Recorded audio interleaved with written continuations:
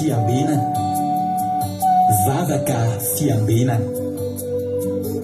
Arainao ny alatsinainy hatramin'ny zoma isaky ny amin'ny sivy sasany alina eto amin'ny pejy Andramoka Izaho Aky Radio. Vavaka fiambenana, vavaka fiambenana. Apokalipsy 1:20 ny 15. Ary nahita aho fa indro ny tanàna masina dia Jerosalema vaovao midina avy any an-danitra tamin'Andriamanitra, voahomana tahaka ny ampakarina efa miaingo eo amin'ny vadiny. Vavaka fiambenana, vavaka fiambenana. Arainao ny alatsinainy hatramin'ny zoma isaky ny amin'ny sivy sasany alina eto amin'ny pejy Andramoka Izaho Aky Radio. Vavaka fiambenana, vavaka fiambenana. Vavaka fiambenana, vavaka fiambenana. Arainao ny alatsinainy hatramin'ny zoma isaky ny amin'ny sivy sasany alina eto amin'ny pejy Andramoka Izaho Aky Radio. Vavaka fiambenana, vavaka fiambenana. Apokalipsy 1:20 ny 12. Ary nahita aho fa indro ny tanàna masina dia Jerosalema vaovao midina avy any an-danitra tamin'Andriamanitra, voahomana tahaka ny ampakarina efa miaingo eo amin'ny vadiny. Vavaka fiambenana, vavaka fiambenana. Arainao ny alatsinainy hatramin'ny zoma isaky ny amin'ny sivy sasany alina eto amin'ny pejy Andramoka Izaho Aky Radio. Vavaka fiambenana, vavaka fiambenana. Halleluia. Amin'ny fifaliana lehibe indray lasana babalany anona amintsika amin'izao fotoana izao. Falibenay ny tenako miona aminao eto androany miaraba antsika rehetrarehetra izay tratrantso anatin'izao fandarantsika vavaka fiambenana izay rahanao amin'ny fandarin'ny Andramoka Izaho ny Aky Radio ary ny mpikambana anatin'ny groupe izay maharesy tany tompotao antsika rehetrarehetra tonga soa ary dia miarabanao manonona fiadanan'ny tompo amintsika tsirairay avy izay tratrantso tonga eto amin'ity androany ity. Dia fahasoavan'ny tompo eo amintsika rehetrarehetra. Dia maharitatra amin'ny farany taona dia eo amin'ny adiny iray sasany hoe tsika hiaraka eto ifampahery amin'ny alalan'ny hira tenin'Andriamanitra, famelabelarana ny tenin'Andriamanitra, hivavaka hatramin'ny firenena itsika mivavaka androany. Tsy diso fanantenana akory ianao raha tonga eto ary tsy ho verimaina ny fotoana izay laninao heretanao tory miaraka aminay eto androany fa Andriamanitra hitantsika tsirairay avy izay tonga eto. Tany tompo manokana ianao raha androany ianao vao tonga miaraka aminay eto dia teteny aminao etsika sendrasena koa ny hatongavanao eto. Fa tena misy raha ilan'ny tompo anao dia maharitatra amin'ny farany. Mirabo manokana koa ny ranam-baviamo tsika fa iamo niditra voalohany teto androany dia rehefa ranam-baviamo moa niditra voalohany dia mena tsodrano izy miaraka amin'ny ankizy rehetrarehetra any Koweït, Arabia Saoudite, ny Chine ary any Madagasikara. Dia samy mahazo an'ity tsodrano ity miaraka amin'ny ranam-baviamo amin'ny bokin'ny Josoa toko voalohany andiny fahavalo sy ny fahasivy. Josoa toko voalohany andiny fahavalo sy ny fahasivy hoy tena Andriamanitra amin'ny anaran'i Jesosy manao hoe aoka tsy hiala amin'ny vavanao ty boky lalàna ity fa saintsainao andraman'alina hitandremanao araka izay rehetra voasoratra ao ary amin'izany dia alavorary ny lalanao ianao sady ambinina. Tsy efa nandidy anao va ko mahiriza sy mahatanja aza matahotra na mivadi-po fa momba anao Jehovah Andriamanitra ao amin'izay rehetra aleanao. Halleluia, amen. Ranam-pahaviama tahiny tompo raiso fa ho anareo izany tsodrano izany.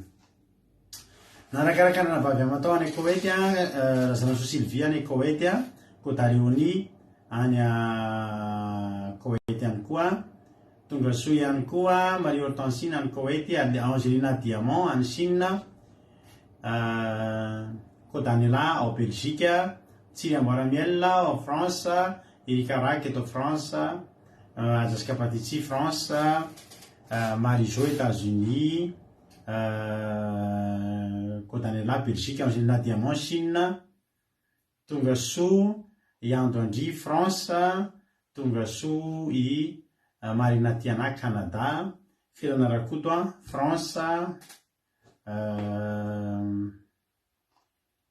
ao ihany koa Kadaka Malala France, Ingrid Rodriguez Arabie Saoudite, ao ihany koa Razana Zosily voategny teo mampionona France, Antelina Masaline Madagasikara, Boutsilda Koety, Tonga Soa afaka nana France, Soameva France, Marijo efa voategny teo, Razana Monika Koety, Tahiny Jesosy Angodirina Andrenasolo France,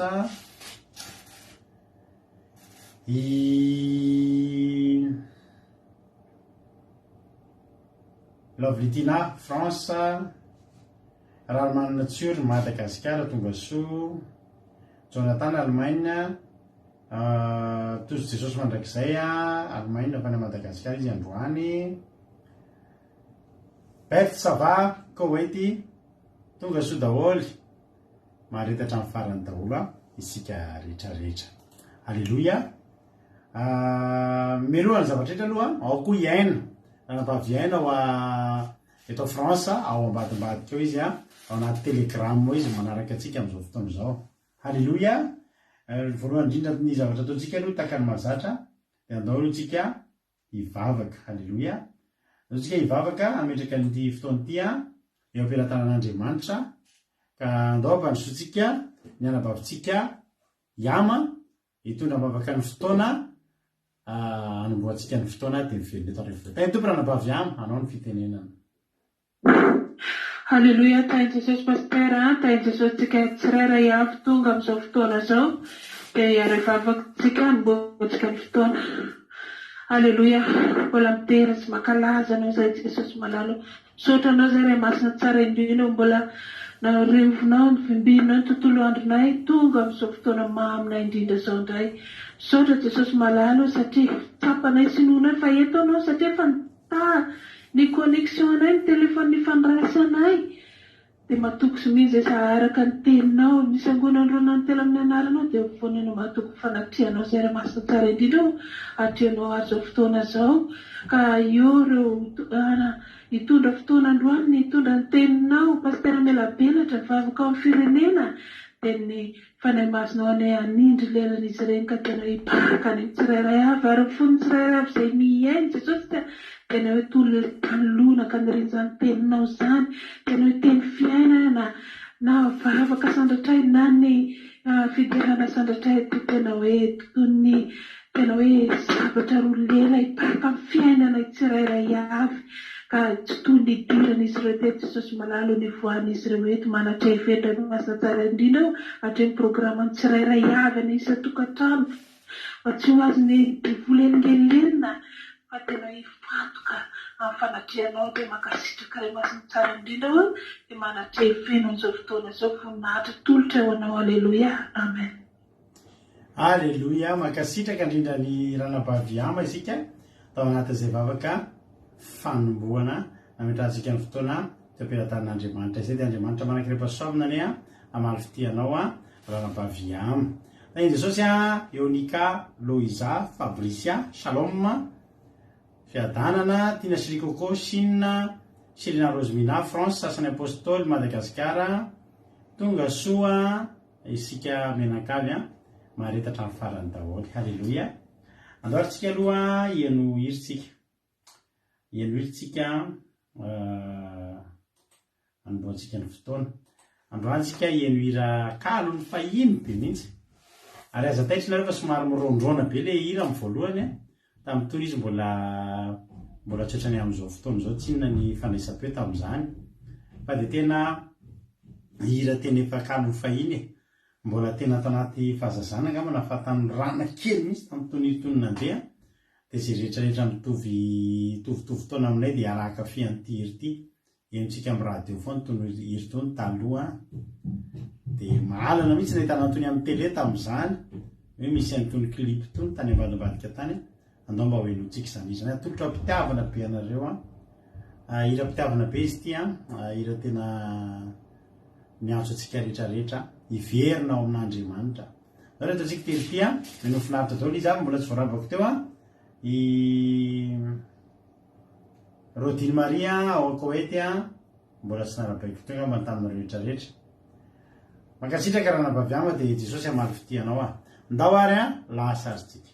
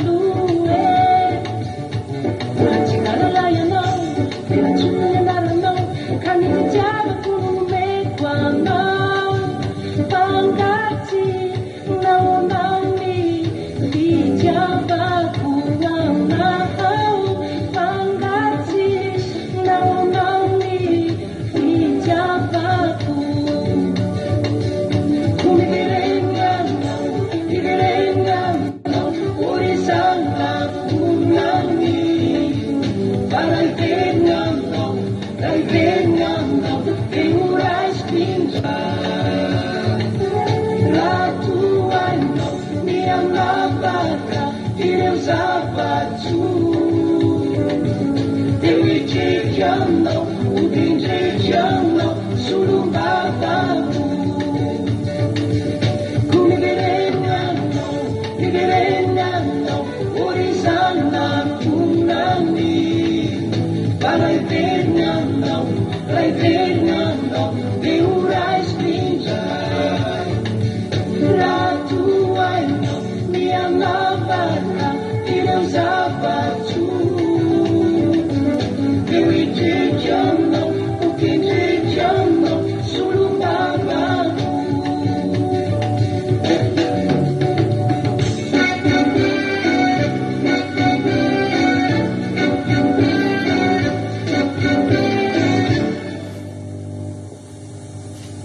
Halleluja. Mbola betsaka taminareo ny tsy teraka teto a. Mbola betsaka taminareo ny mbola tsy teraka nandeha zany izy zany. Halleluja. Re mihitsy le style ny clip taloha, le mandeha le mpihira rehefa tapitra le izy de mandeha de metapitra le hira, metapitra le hira. Reny ny clip taloha reny. Tena nahakasika mahatsiarovana zavatra, atsiarovana ny fahaditrana taloha reny izy reny a. Atsiarovana zavatra be dia be fa zao tokoa efa mba mitendren'Andriamanitra ho solo vavany a. Dia za koa miantso anao androany hoe raha mbola ao anatin'izany ditra zany ianao a, dia miverena fa Andriamanitra te hanao ho solo vavany. Halleluja. Eny ary, mbola tsy teraka tojo tamin'izany, mbola tsy tany akibo akory. Androany tsiro vao naheno 96 zany a. 96 ve reny izy reny nivoaka ohatry mety talohan'izany ary a. 96 zany zay nankalaza ny 20 taonanay. Mahafinaritra reny izy reny. Eny ary. Zay no ela izy any mety nanarany mpira eo izy Angelina fa le hira androany fa be da be hira ny tompom-bavy Adeline iny, be dia be hira, misy hira mbola zay dia anisan'ny mankafy hira izy iny, tena tsara hira be mihitsy izy iny. 96 mihitsy tamin'ireny tsara be ny hira. Andao antsika nitoriteny amin'izay. Nitoriteny anotsika eto androany a dia toriteny hoentin'ny Fity. Halleluja. Fity zanakay malalanay. Izy nitondrantsika anatin'ny tenin'Andriamanitra androany ka dia mino efa nakatoerana tsara ianao a, efa naka baiboly ihany koa amin'ny 28 milahady amin'ny herin'ny lahady zao ny Pentecoste. Dia mampatsiahy foana hoe miomanitsika. Halleluja. Miomanitsika ho amin'ny Pentecoste fa fotoana lehibe ho antsika ny Pentecoste. Halleluja. Ndao ary ampanjosika avy hatrany ary Fity hitondrantsika ny tenin'Andriamanitra. Dia miverina eto avy eo mamelabelatra ny tenin'Andriamanitra. Tay tompo a Fity, anao amin'ny fitenenana.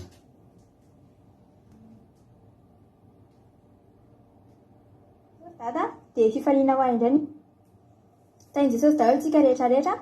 Tain'i Jesosy dada, dia fifaliana ho aindreny fizaran'ity tenin'Andriamanitra ity amintsika rehetrarehetra hifampahelezantsika. Halleluja. Ny tenin'Andriamanitra izay ovakitsika androany dia teny fohy kely ao amin'ny Romana 5:7-20. Romana 5:7-20. Vakitsika amin'ny anaran'i Jesosy. Ary fantatsika fa ny zavatra rehetra dia miara-miasa ahasoa izay tian'Andriamanitra dia izay voantso araka ny fikasany rahateo. Amen. Halleluja. Ity teny ity zany dia tena teny fohy fa teny tsotra sady mora azo. Miteny hoe ny zavatra rehetra dia miara-miasa ahasoa izay tian'Andriamanitra. Halleluja. Be dia be ny tantara anaty baiboly maneho an'izany teny izany tantara maneho fa rehefa tian'Andriamanitra ianao, rehefa manaraka ny didin'Andriamanitra ianao, rehefa manaiky ny sitrapon'Andriamanitra ianao, dia raisin'Andriamanitra ampelantanany amin'ny fiainanao dia tsy misy zavatra tokony atahoranao. Halleluja. Ohatra hoe tantaran'ny Josefa izay nitezeran'ny ralahany dia lasa andevo izy, dia lasa tena mpigadrana izy. Dia avy eo nisy lehilahy nanofy tao ampigadrana tao, dia no tenen'i Josefa taminy dikany nofiny.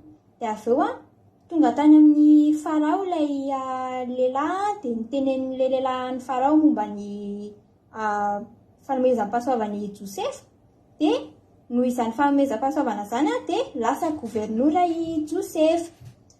Tantara mahafinaritra be ihany koa ny tantaran'i Mosesy, tokony ho faty daholo ny zazalahy, fa Mosesy dia nafen'ny reniny tamin'izy mbola zaza, dia avy eo noentin'ny rano izy dia tonga tao an-tranon'ny zanaky Farao izy, dia teo izy no lasa zanaky ny Farao.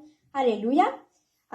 Tantaran'i Estera koa, nitady vady ny mpanjaka, dia Estera rery no tsy nanao firavaka tao amin'ny vehivavy rehetra, fa kay izy indray no nofidian'ny mpanjaka.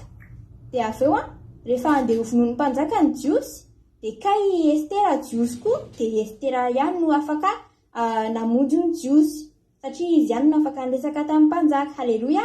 Tantaran'i Mordecai ihany koa, be dia be ny tantara anaty baiboly maneho an'izany hoe zavatra rehetrarehetra, tena hoe zavatra rehetrarehetra miara-miasa ahasoa izay tian'Andriamanitra. Halleluja. Tena hoe mbola maro ny tantara tahaka an'izany ao anaty baiboly. Fa raha ohatra ka hoe ateny no tantarana an'izany an'ireo tantara ireo, dia mety hiteny izy hoe conte de fée zany, coïncidence fotsiny zany, fa tsy mahalala zareo fa tena marina ireo tantara ireo. Atsika mahafantatra fa tsy coïncidence daholo ireo zavatra nitranga rehetrarehetra ireo tao anaty baiboly, fa vokatr'ilay teny novaka itsika teo hoe ny zavatra rehetrarehetra dia miara-miasa ahasoa izay tian'Andriamanitra. Halleluja. Dia fanontaniana iray zany no mipetraka. Tsika zanak'Andriamanitra, efa apelatan'Andriamanitra ny fiainantsika, dia maninona tsika no mbola matahotra ihany amin'ny hoavintsika raha efa voahoman'Andriamanitra no hoavintsika? Mampiova inona le tsika matahotra lava io, mampiova ino amin'ny fiainantsika io? Tsy aleo ve ekonomizena io fotoana lany amin'ny fanahiny io? Tsy aleo ve tonga dia mandeha amin'ny finoana fotsiny? Tsy aleo ve tonga dia mietsika? Tsy efa apelatan'Andriamanitra ve ny fiainantsika sy ny projet atsika rehetra? Tsy efa Andriamanitra ve no mandamina ny fiainantsika araka an'izay tokony ho izy? Tsy efa miasa soa atsika daholo ve ny zavatra rehetrarehetra ry havana? Aza matahotra ianao, na inona zavatra lalovanao, na inona mety hoe choix tsy maintsy ataonao, choix sarotra, aza matahotra ianao ny amin'ny hoe conséquence ny zavatra ataonao, ny conséquence ny choix izay ataonao, ny zavatra ilay angatahanao fotsiny dia ny fahendren'Andriamanitra. Dia izay fotsiny ny fanahy masina dia ampy, fa tsy ilaina zany fanahiana lava zany. Fa rehefa azonao zany fanahy masina zany, rehefa azonao zany fahendrena zany, dia aza matahotra ianao hoe sao dia. Za taloha isaky ny misy opportunité tonga eo amin'ny fiainako, indrindra fa ny ampianarana, dia matetika ako mandray an'ilay opportunité, tsy hoe satria tiako ilay opportunité na hoe tena tiako azy zany opportunité zany, fa satria izy aho hoe sao dia manenina ako, sao dia misy zavatra rateko raha tsy manao an'io ako, satria tamin'izany ako dia mbola tsy nahalala an'izany hoe ny zavatra rehetrarehetra dia miara-miasa ahasoa anahy zany. Fa amin'izao rehefa misy décision mila alaiko dia ozy ahako hoe za tsy andany fotoana anahy zany, za tsy andany fotoana herikerika zany, fa de toute façon ninona décision alaiko dia tsy maintsy mahasoa anahy zany, satria za tia an'Andriamanitra, satria za efa nangataka fahendrena avy tamin'Andriamanitra, dia tsy misy zavatra tokony haiko zany. Halleluja. Dia tsy matahotra intsony ahako hoe sao dia miraté zavatra ako.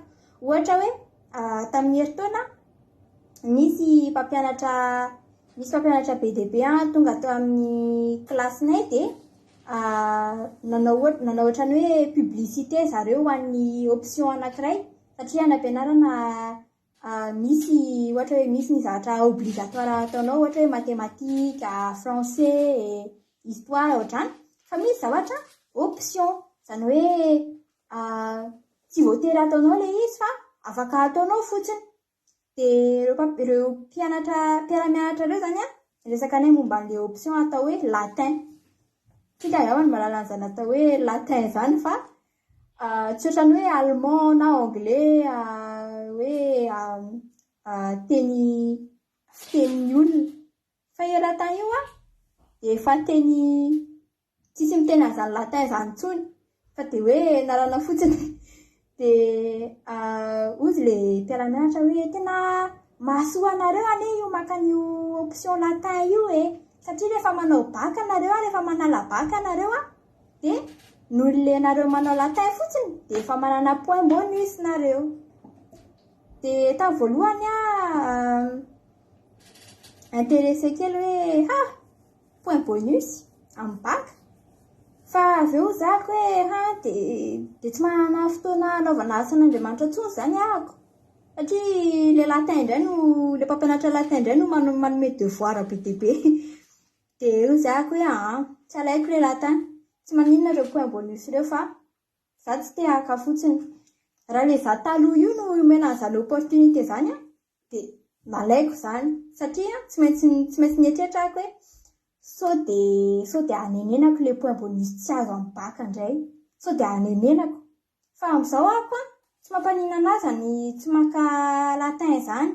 Fa fantatra hoe ninona décision alaiko dia efa eo ampelatan'Andriamanitra amin'ny fiainako. Halleluia. Dia tsika kristiana rehetrarehetra izany tsy tokony hetrehitra an'izany hoe sao dia ohatr'izao. Fa mila mandeha amin'ny finoana fotsiny tsika. Satria fantatsika fa Andriamanitra efa miaro antsika Andriamanitra, efa nialolalana antsika Andriamanitra ry havana. Halleluia. Dia rehefa miteny koa Andriamanitra hoe ny zavatra rehetra dia miara-miasa ahasoa izay tian'Andriamanitra dia tena hoe ny zavatra rehetra mihitsiny. Zavatra rehetra na ny fahadisoantsika aza, na zavatra ratsy aza, na dia fahadisoana aza dia tsy misy perte eo amin'ny fiainanao, tsy misy hoe faty antoka eo amin'ny fiainanao. Halleluia. Tsy misy hoe fotoana lany izany na hoe vola lany izany eo amin'Andriamanitra. Hoe lany ny volako tsy misy an'izany fa misy antony daholo ny zavatra rehetrarehetra mitrango eo amin'ny fiainantsika. Halleluia. Fa rehefa misy zavatra mitrango eo amin'ny fiainantsika, rehefa misy zavatra tonga eo amin'ny fiainantsika dia na fitahiny io na lesona io fa tsy faty antoka izany io ry havana. Halleluia. Tsisy faty antoka mihitsiny. Na dia ny fahadisoanao aza dia ampiasain'Andriamanitra hananarana anao. Fa rehefa azonao fa diso ianao dia tsy misy ninona very akory eo ampelatananao. Halleluia. Hijory vavolombelona kely koa ako momba an'izany fa tamin'ny etoana koa izay dia mila misafidy matière izay. Satria ohatra hoe ianao te hanao dokotera ohatra dia ny matière alainao izany dia SVT ohatra. Dia za ako rehefa lehibe ako dia mba te hanao informatika ako. Dia nisy matière anankiray tena momba ny informatika mihitsiny. Fa natahotra indray ako hoe sao dia mba misy opportunité hafa mba azoko alaina noho ilay izy sao dia miova hevitra indray ako ohatr'izany. Nefany dada sy neny efa niteny anako hoe tena mety aminao anie ilay informatique, tena mety aminao anie ilay programmation Ny mpampianatra kokoa nampitandrina anahy momba n'ilay matière hafa izay saika alaiko hoe science de l'ingénieur. Science de l'ingénieur tsy dia misy fandraisana amin'ny informatika mihitsiny fa natahotra n'ilay informatika ako rahana. Nefany tiako koa ilay informatika fa natahotra ako hoe sao dia miova hevitra indray ako dia aleoko ilay science de l'ingénieur izay no alaiko. Nefa n'ilay mpampianatra tena nampitandrina anahy mihitsiny hoe tandremo fa raha maka science de l'ingénieur ianao dia ozy ny mpianatra amin'ny science de l'ingénieur hoe sarotra ilay izy sady tsy dia misy manampy zareo. Dia nefany ozy ako hoe aleoko science de l'ingénieur ihany fa aleo za tsy maka informatique. Dia teo izany ny fahadisoako. Tsy nenoko dada sy neny, tsy nenoko ny mpampianatra, tsy nenoko koa foko satria za tena tia manao informatique. Nefa natahotra ako ny ovay noho ilay tahotra fotsiny dia nanao fahadisoana ako. Dia tonga ny rentrée dia nanomboka nanao science de l'ingénieur amin'izay ako. Dia tena hoe zavana tena tsy misy zavatra azoko mihitsy tamin'ny voalohany tamin'ilay science de l'ingénieur. Tena hoe kivy be mihitsy ny ako satria mianatra be ako nefany 12/20 fotsiny no azoko. Tena noty ambany izany no azoko nefany tena mianatra be mihitsy ny ako fa tena tsy nisy zavatra azoko mihitsy tamin'izany. Dia teo ako no tonga saina hoe tena tak'izay ako nieno an-dada sy neny, tak'izay ako nieno ny foko, tak'izay ako nakan'le informatika fa le sorte de l'ingénieur tena tsy mety amiko mihitsy. Dia teo ako no tonga saina hoe tena diso ako, tena nanao fahadisoana ako. Tonga dia ozy ako hoe amin'ny manaraka ako tsy atahotra amin'ny tsisy dikantsony fa tonga dia atoky any dada sy neny ako, atoko ny foko ako satria tena ohatran'ny ratsy ty tantara ty. Fa avy eo inona zavatra nitranga? Hitan'Andriamanitra ny tao am-poko, hitan'Andriamanitra fa tena nanenina ako, ary hitan'Andriamanitra fa tena tsy tiako io sens de l'ingénieur io. Dia inona zavatra nitranga? Tapaka ny tongotry le mpampianatra ko. Tsy hoe mifaly amin'ny zavatra ratsy nahazo anazy ako. Fa entina anehoana fotsiny ny zavatra rehetrarehetra dia miara-miasa ahasoa izay tian'Andriamanitra. Dia tapaka izany ny tongotry le mpampianatra. Dia mazava ho azy fa tsy tonga nampianatra intsony izy nandritra ny ela be. Dia tsy nampianatra intsony izany izy dia nandritra ny 2 volana izay tsy nisy science de l'ingénieur mihitsy, nandritra ny 2 volana. Halleluja. Dia avy eo tonga ny remplaçant dia mijanona kelikely teo fotsiny izy fa tonga izy dia lasa satria nanino, satria tsy nety nanome karama anazy le fianarana, tsy haiko hoe nanino fa tsy nandray karama izy dia lasa. Dia mbola tsy nianatra indray izay, izany hoe na dia nanao fahadisoana aza ako dia tsy nisy perte akory tao aorinany, tsy nisy perte akory tao aorinany, taka ny tantaran'i Davida izay nangalabadin'olona sy namono olona. Rehefa tsapany hoe tena nanao fahadisoana izy dia naninona? Nomen'Andriamanitra zanaka hafa izy. Rehefa maty ilay zanany voalohany, nomen'Andriamanitra zanaka hafa izy. Halleluja. Dia ianao koa rehefa zanak'Andriamanitra ianao dia tokony andinika amin'ny fiainanao ohatran'izany mihitsy ianao hoe inona ny zavatra azoko tao anatin'ity ady ity. Fa tsy tokony hisy perte mihitsy ny amin'ny fiainanao ry havana. Tsy maintsy misy zavatra tsara foana ao ambadiky ny zavatra rehetrarehetra mitranga amin'ny fiainanao raha mbola Jehova n'Andriamanitra. Raha mbola Jehova no mikarakara ny fiainanao dia tsy maintsy misy zavatra tsara foana ao ambadiky ny adinao na ambadiky ny safidy izay tokony ho ataonao. Halleluja. Raha misy olona mandao anao dia aza matahotra fa misy zavatra tsara ao ambadiky n'izany. Raha misy olona kosa tonga amin'ny fiainanao dia mifaly fa misy zavatra tsara koa ao ambadiky n'izany. Halleluja. Dia tahaka izany koa ny zavatra rehetrarehetra. Halleluja. Dia mahery ianao raha lasana bavy malala, tohizo foana ny manaraka an'Andriamanitra, matokia an'Andriamanitra fa efa nomanin'Andriamanitra no hoavinao. Halleluja. Ary ho avy mamirapiratra no nomaninao fa tsy ho avy mampalahelo akory. Halleluja. Dia tain'i Jesosy daholo tsika rehetrarehetra. Halleluja. Amen. Halleluja. Ka sitraka fitia tamin'ny asan'Andriamanitra, tamin'ny toriteny izay nataonao. Halleluja. Andriamanitra manankarepasoavina ny amaly fitian'ny fitia dia tongava amin'ny ambony indrindra mitombositra mitombo fahasoavana. Halleluja. Misaotra antsika rehetra ihany koa mankasitraka azy mampaherikely azy ny fankasitrahana ataonareo ireo. Halleluja. Dia mahereza daholo isika rehetra. Mahafinaritra ilay toriteny, mahafinaritra be mihitsy mihaino an'ilay izy za koa ary lasa mahery mihitsy mihaino an'ilay izy. Halleluja.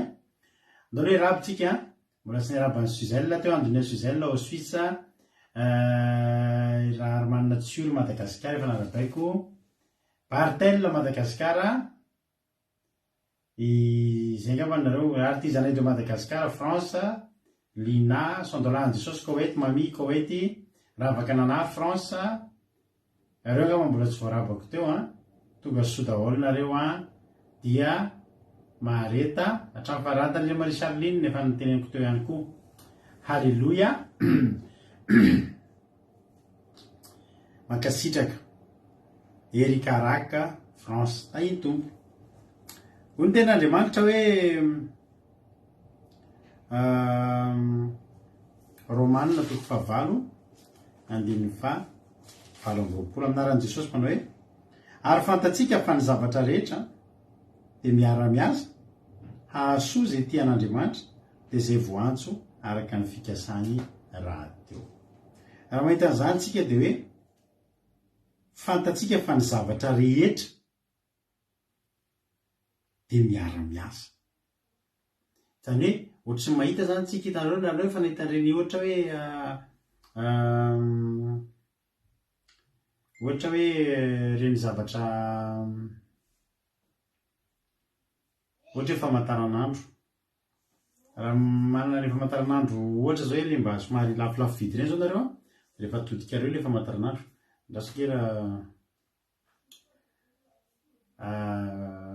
ao ambadiky le famantaranandro zay zany le fijerena lera de le ao ambadiky iny de misy an'le hitanao mihetsiketsika eny le mekanisme rehetrarehetra ao anatiny ao de reny zavatra reny misy zavatra be be mitokodinao mihetsiketsika reny zavatra reny zany misy asany daholy mitokodinao daholy reny de miara miasa misy ohatrany engrenazy kely mipampanotro zao reny misy tige kely reny miara-miasa daholy reny anino ao ambadika ao mijery lera ianao de manaraka ny lera ara-dalàna ny famantaranandro ohatrohatr'izay zany le izy hoe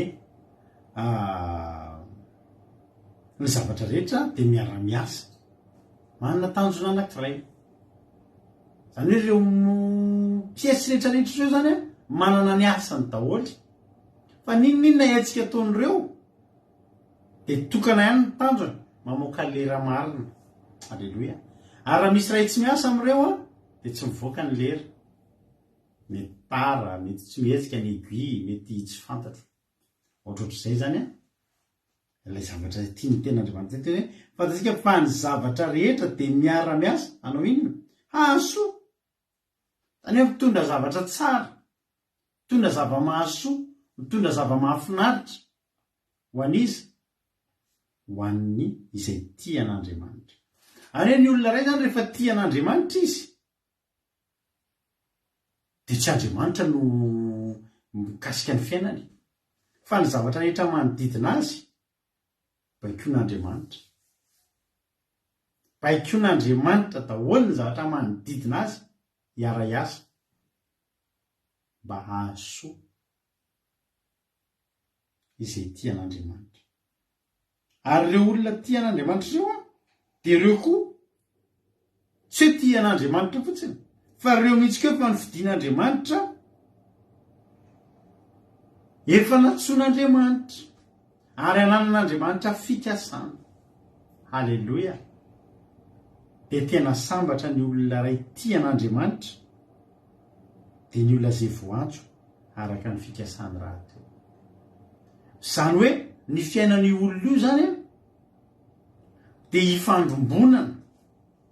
ifandrombonana zavatra maro mety araka ny tenin'ny fity teo ny zavatra rehetra na ny mananaina na ny tsy mananaina de manana sofina afaka meno an'Andriamanitra misy ten'Andriamanitra hoe Jesosy raha manginy reo izy de ny vato no hiteny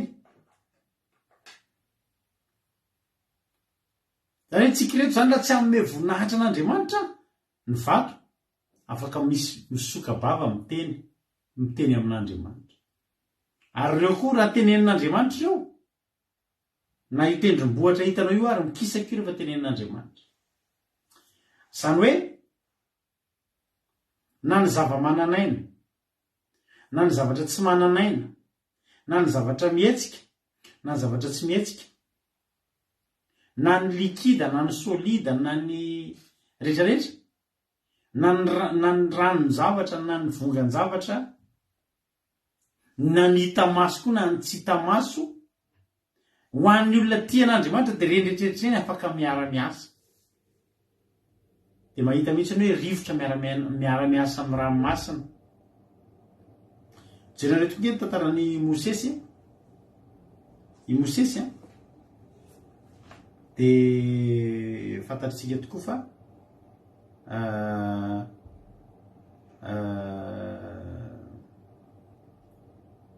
teraka ny ino moa izy ty teraka ny zaza de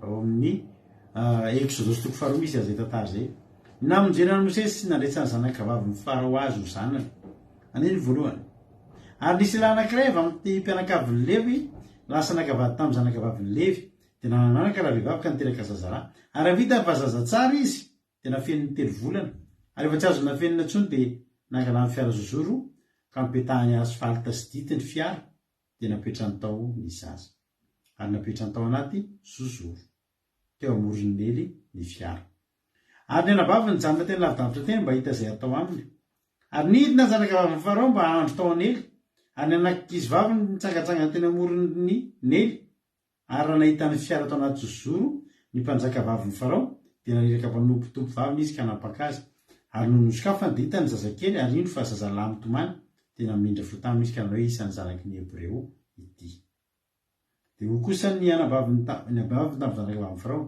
andeha kapitaiza amin'ny vehivavy hebreo ka ty aminao mba hitaizany zaza ho anao ary hoy ny zanakavavy farao andeha ary dia lasa zazavavy nahaka ny reniny zaza dia hoy ny zanakavavy farao taminy eto ity zaza ity ka tezao aho fa za andony karamanao dia netiny raha vehivavy ny zaza ka nitezainy ary rehefa lehibe ny zaza dia netiny teo amin'ny zanakavavy ny farao izy ka dia tonga zanany any anarany nataony hoe Mosesy fa hoy izy tamin'ny satria hoy izy tamin'ny rano no nangalako azy. Alleluia, amen. Dia jerenareo eto ny le fomba fiasan'ny zavatra rehetrarehetra. Voalohany indrindra, ny ankizy ny zazalahy rehetrarehetra teraka dia ny vonoina natsipy tao anely fa i Mosesy tsy natsipy tao satria nafenina 3 volana.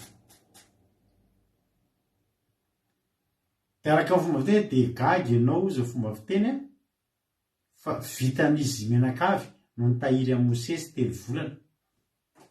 Nefa ny olona rehetra mba tsy miteraka daholo ihany fa narina tany anatin'ny ranomasin'ny ely daholo, ranon'ny ely daholo. Dia mba eritreretinareo ngeraviny hoe ny olona ao ambadika avy teraka fa narina ny zanany ka raha maheno ny zanaka ao mampitomany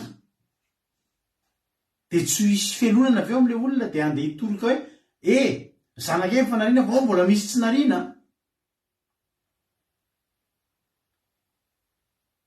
Ahoana ary no tsy nahenon'ny olona na ny mpiray vodi-rindrina na ny hebreo na ny egyptianina na ny miaramila egyptianina fa ahoana tsy nahafantaran'ny olona teo amin'ny manodidina hoe tena misy zaza.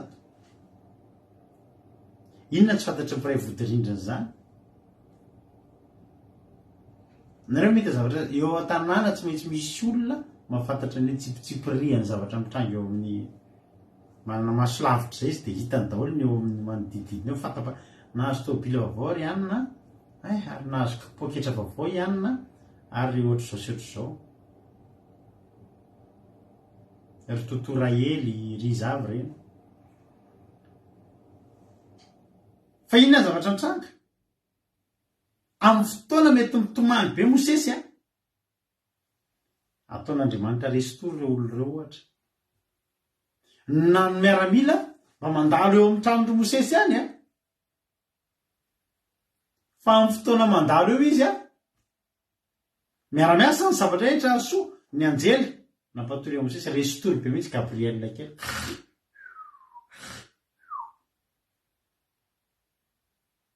taitra amin'izay izy nona mitady nono ny tomany miaramila efa lasa ny alavitra any.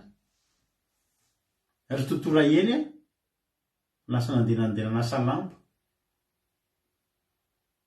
tsy maintsy manalambanjaza ngerevana amin'izany fotoan'izany fa za tena variana mihitsy amin'ity tantara ty ahoana no ahafahanao samy mba efa nitaiza daholo nga mitsika mananjanaka ireo fa ny zazakely anatin'ny 3 volana zany le tsy mampahita tory amin'ny any le amin'ny any nona izy mitomany lena izy mitomany mafana izy mitomany mangatsika izy mitomany da amin'ny alina tena tsisy atoriana fomba ahoana no ahafahanao manafina zaza 3 volana mba apetrao hoe zany nareo izy efa niteraka mba apetrao hoe ny fanontaniana tamin'izany mbola tsy nisy ina moa teny hoe varavahakely double vitre mbola tsy nisy ny double vitrage tamin'izany hoe tena tseny ny ao atokantrano amin'izao mantsika zao efa double vitre daholo ny varavarakelyntsika sy ny varavarana dia mety hoe tseny ny fiainana ao atokantrano fa tamin'izany ngeravana ka sosoro ny trano e vita amin'ny briky tany ange trano e afobozaka e tsisy fiainana mbola tsy nisy tetinina tam'izany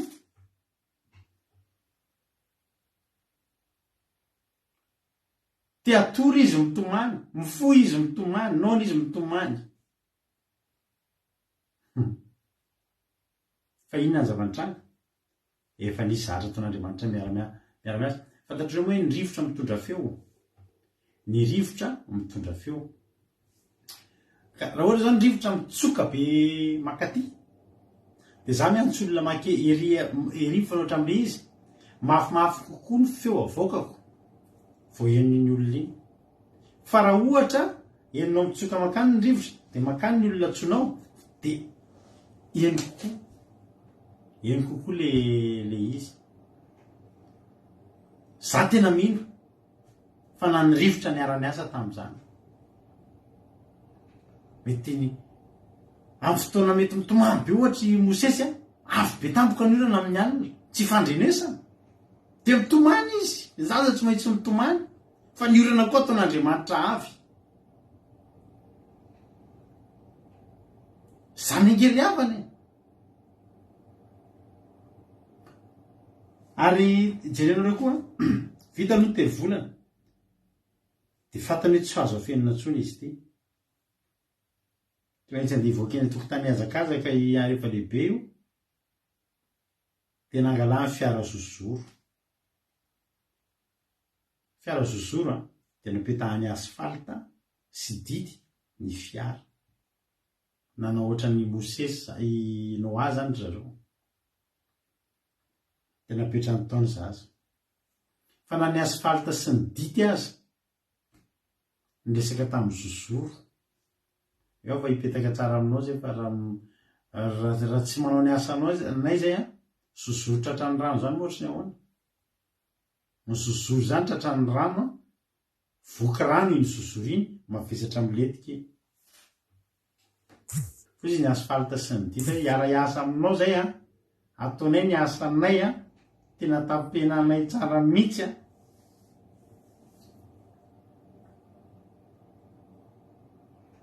mba tsisy rano hiditra fa moaizy ty zazy ty aloha tsika miara-miasa ry zalahy ndray aman-dreniny Mosesy kely amina tsy olona manam-pahaizana be hoe ohatra nytsika zao ka mamboatra lakôly aralidita sy ny sisa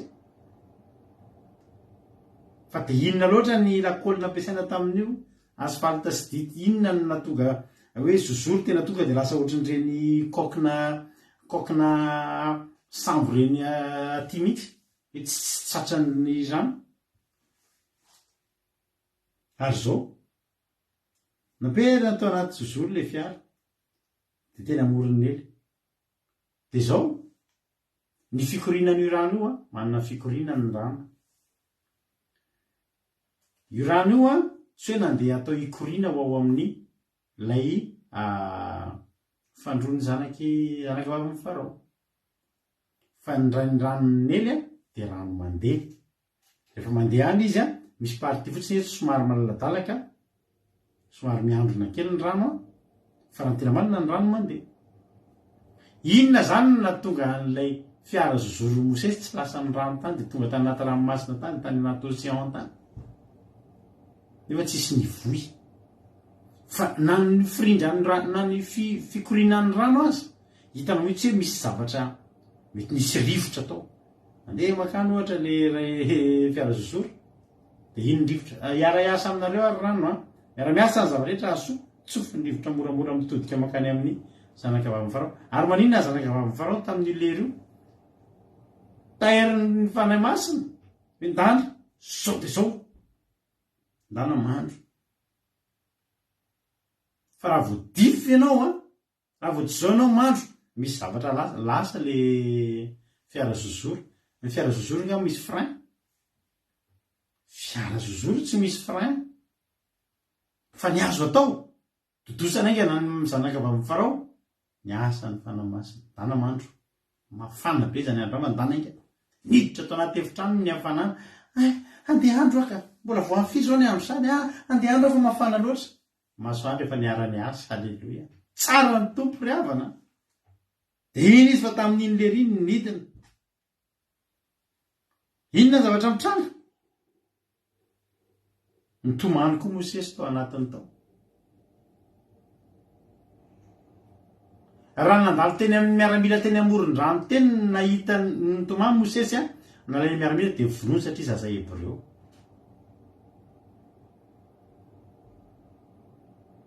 Fa rehefa manakaiky amin'ny zanakavy amin'ny Farao dia nitomany Mosesy. Fantatra hoe zaza ny ao anatin'io fa mitomany. Ary inona zavatra nitranga? Tonga dia tonga ny fanamasina. Tonga dia nikasika ny fon'ny zanakavy amin'ny Farao. Tonga dia lasa tipy to dia nanana fondreny. Azonao? Ndry soana ny andro dada koa dia sasakely ohatra hoe teo vonoana tanao. Egyptianina to dia nanana fo. Tonga dia tsy foana Egyptianina. Tonga dia ndromon'ny fanahy masina ny fondy. Zavatra rehetra miara-miasa asoa. Iza le asoavina eto? I Mosesy ngery avy i Mosesy ngery avy na voafidy.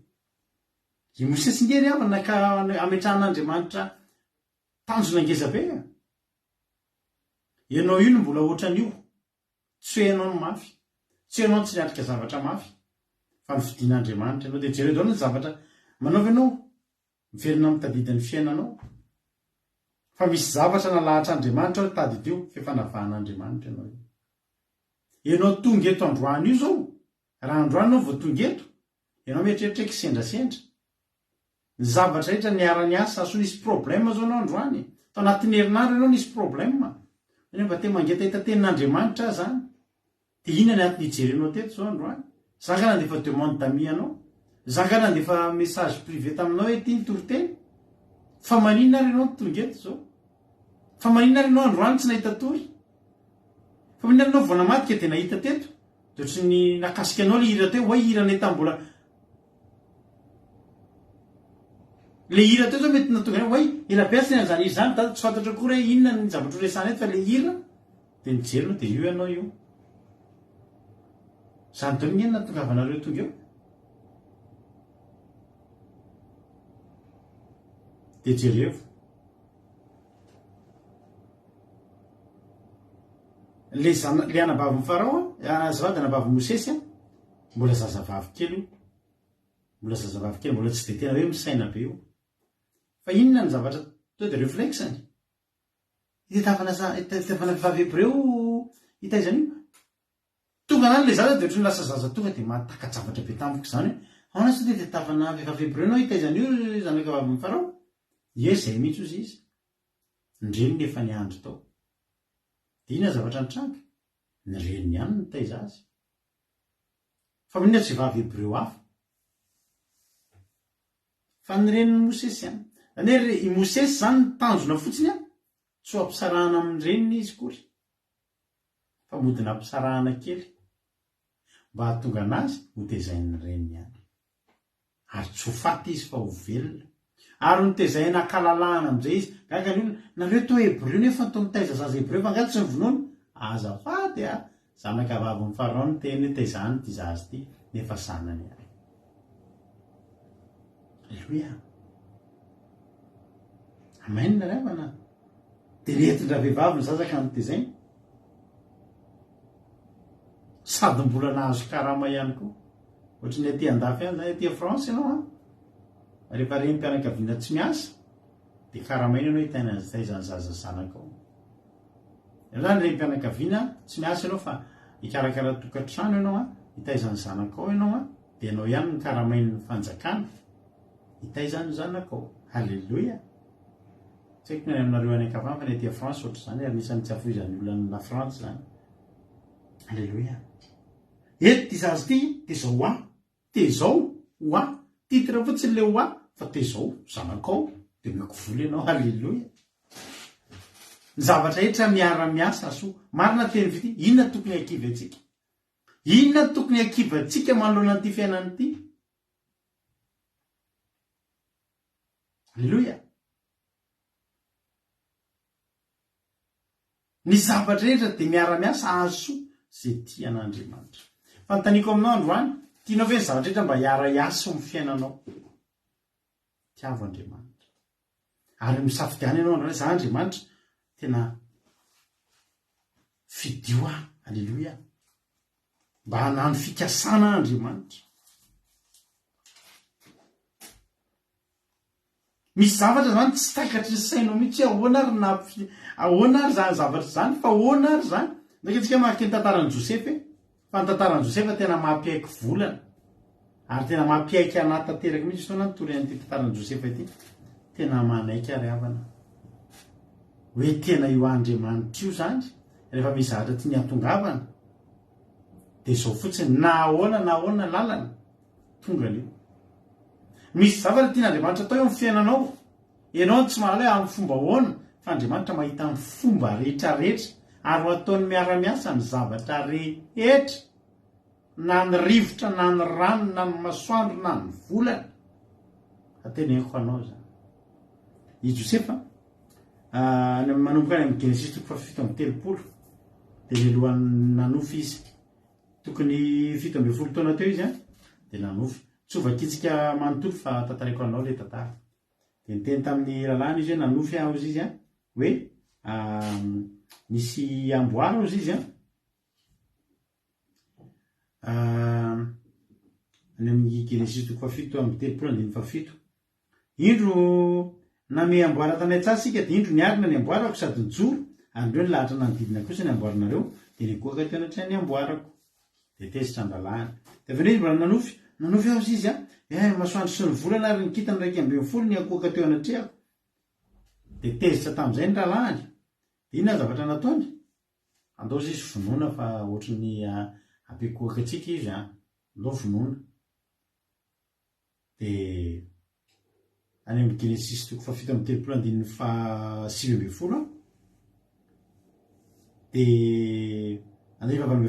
ary natazana azy lavidavitra ny lalàny ko raha tsy mbola nanakaiky azy Josefa dia ndray tetika hamono azy izy dia niresaka hoe indro tamin'ny mpanonofy nataon'zareo sironao any Josefa mihitsy zany hoe raha mpanonofy satria manonofy foana ko ankehitriny andeha vonoina izy dia atsipitsika ao anatin'ny ray amin'reto lavaka reto areo ko lazaintsika efa haniny biby masika izy dia ho hitantsika amin'izay na hanao ahoana ny nofony.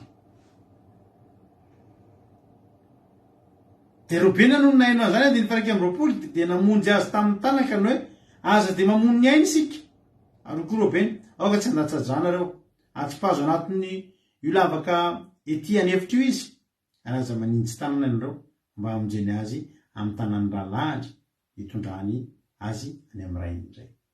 Voalohany indrindra ny programa eto dia ny hamono any Josefa fa mbola tsy tonga akory Josefa ny fanamasina efa nikasika ny fony Robena miara-miasa ny zavatra rehetra ahasoa izay tian'Andriamanitra to dia kasika ny fony Robena Robena koa mba nisan'ny olona tezitra teo tamin'izy nanofy satria Robena isan'ireo 1:20 lahekoaka aminy fa nalahelo tsotro fotsiny Robena fa maninona izy ny raha aza latsaka ny aino izy aza latsaka ny aino fa mampalahelo izy. Halleluia.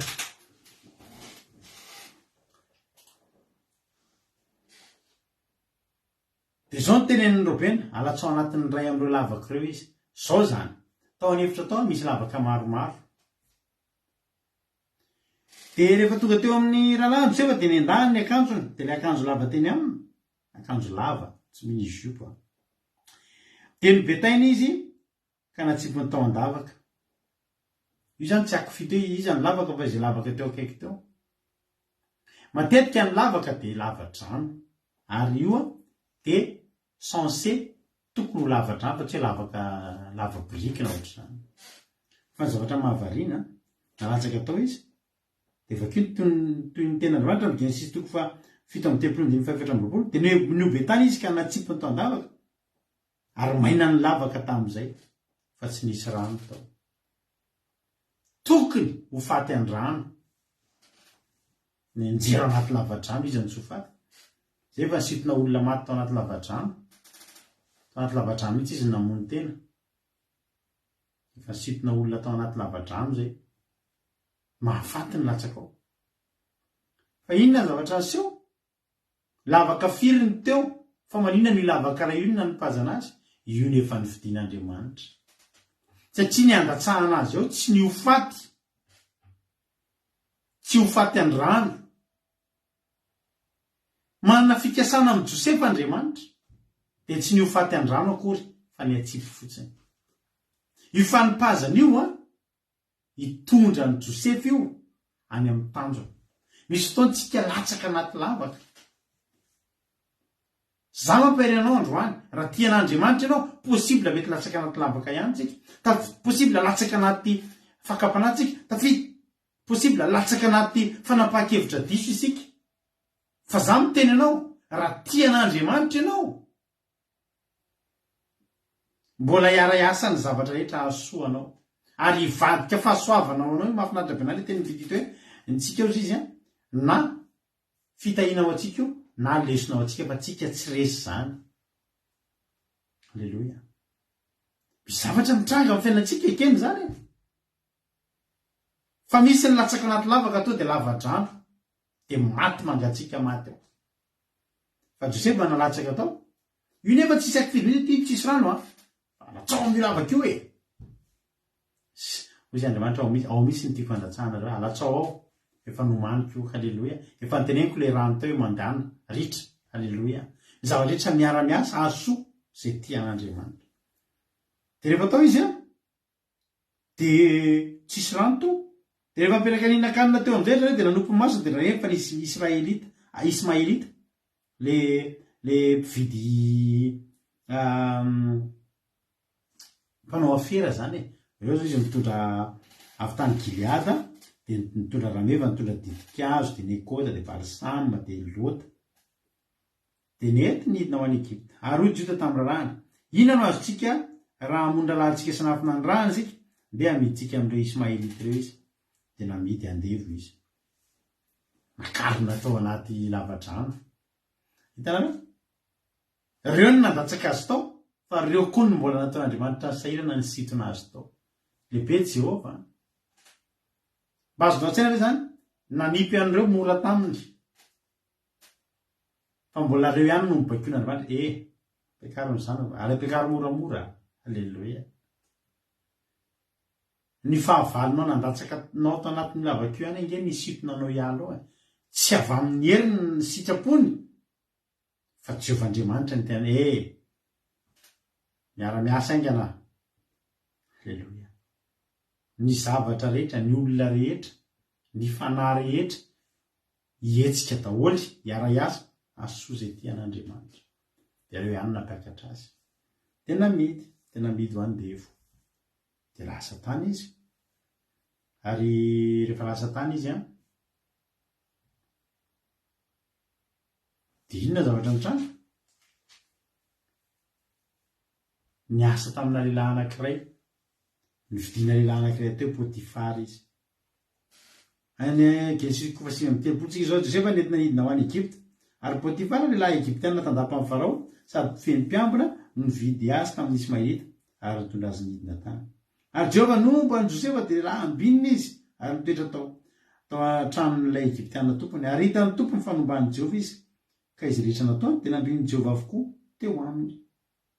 Ary Josefa nahita fity teo mason'ny tompony ka dia nanompo azy dia nitendreny mpikarakara ny tao an-tranony. Ary izay rehetra nananany dia natolony ho andraikiny. Tonga zany dia nisy ositra. Tonga dia nataon'Andriamanitra nahita fity. Nataon'Andriamanitra mahateo ty be fotsiny tsotro zao Josefa. Tsy mahateo ty fotsiny hoe amin'ny endrika ivelany fa manana farany hitan-tsaina. Izy zao ny anaran'i Josefa ny tatana zavatra zany. Fa nisy fananidina fotsiny. Fahalalana, halleluia.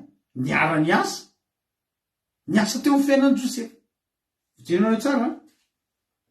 I Josefa taria ny tany amin'ny dadany. Nampalaza ny Josefa mpanao betakolaza. Betangolaza hozy tsika taloha. Dada, ry anona ange ohatr'izao hoe, ianona manao ohatr'izao. Fisapapa be fotsiny io tao. Tsy hoe nianatra inona, tsy nianatra tao amin'ny fianarana inona. Fa rehefa tonga tany amin'ny Potifara izy, gaga ny olona tapipahaizana ty zazy ty.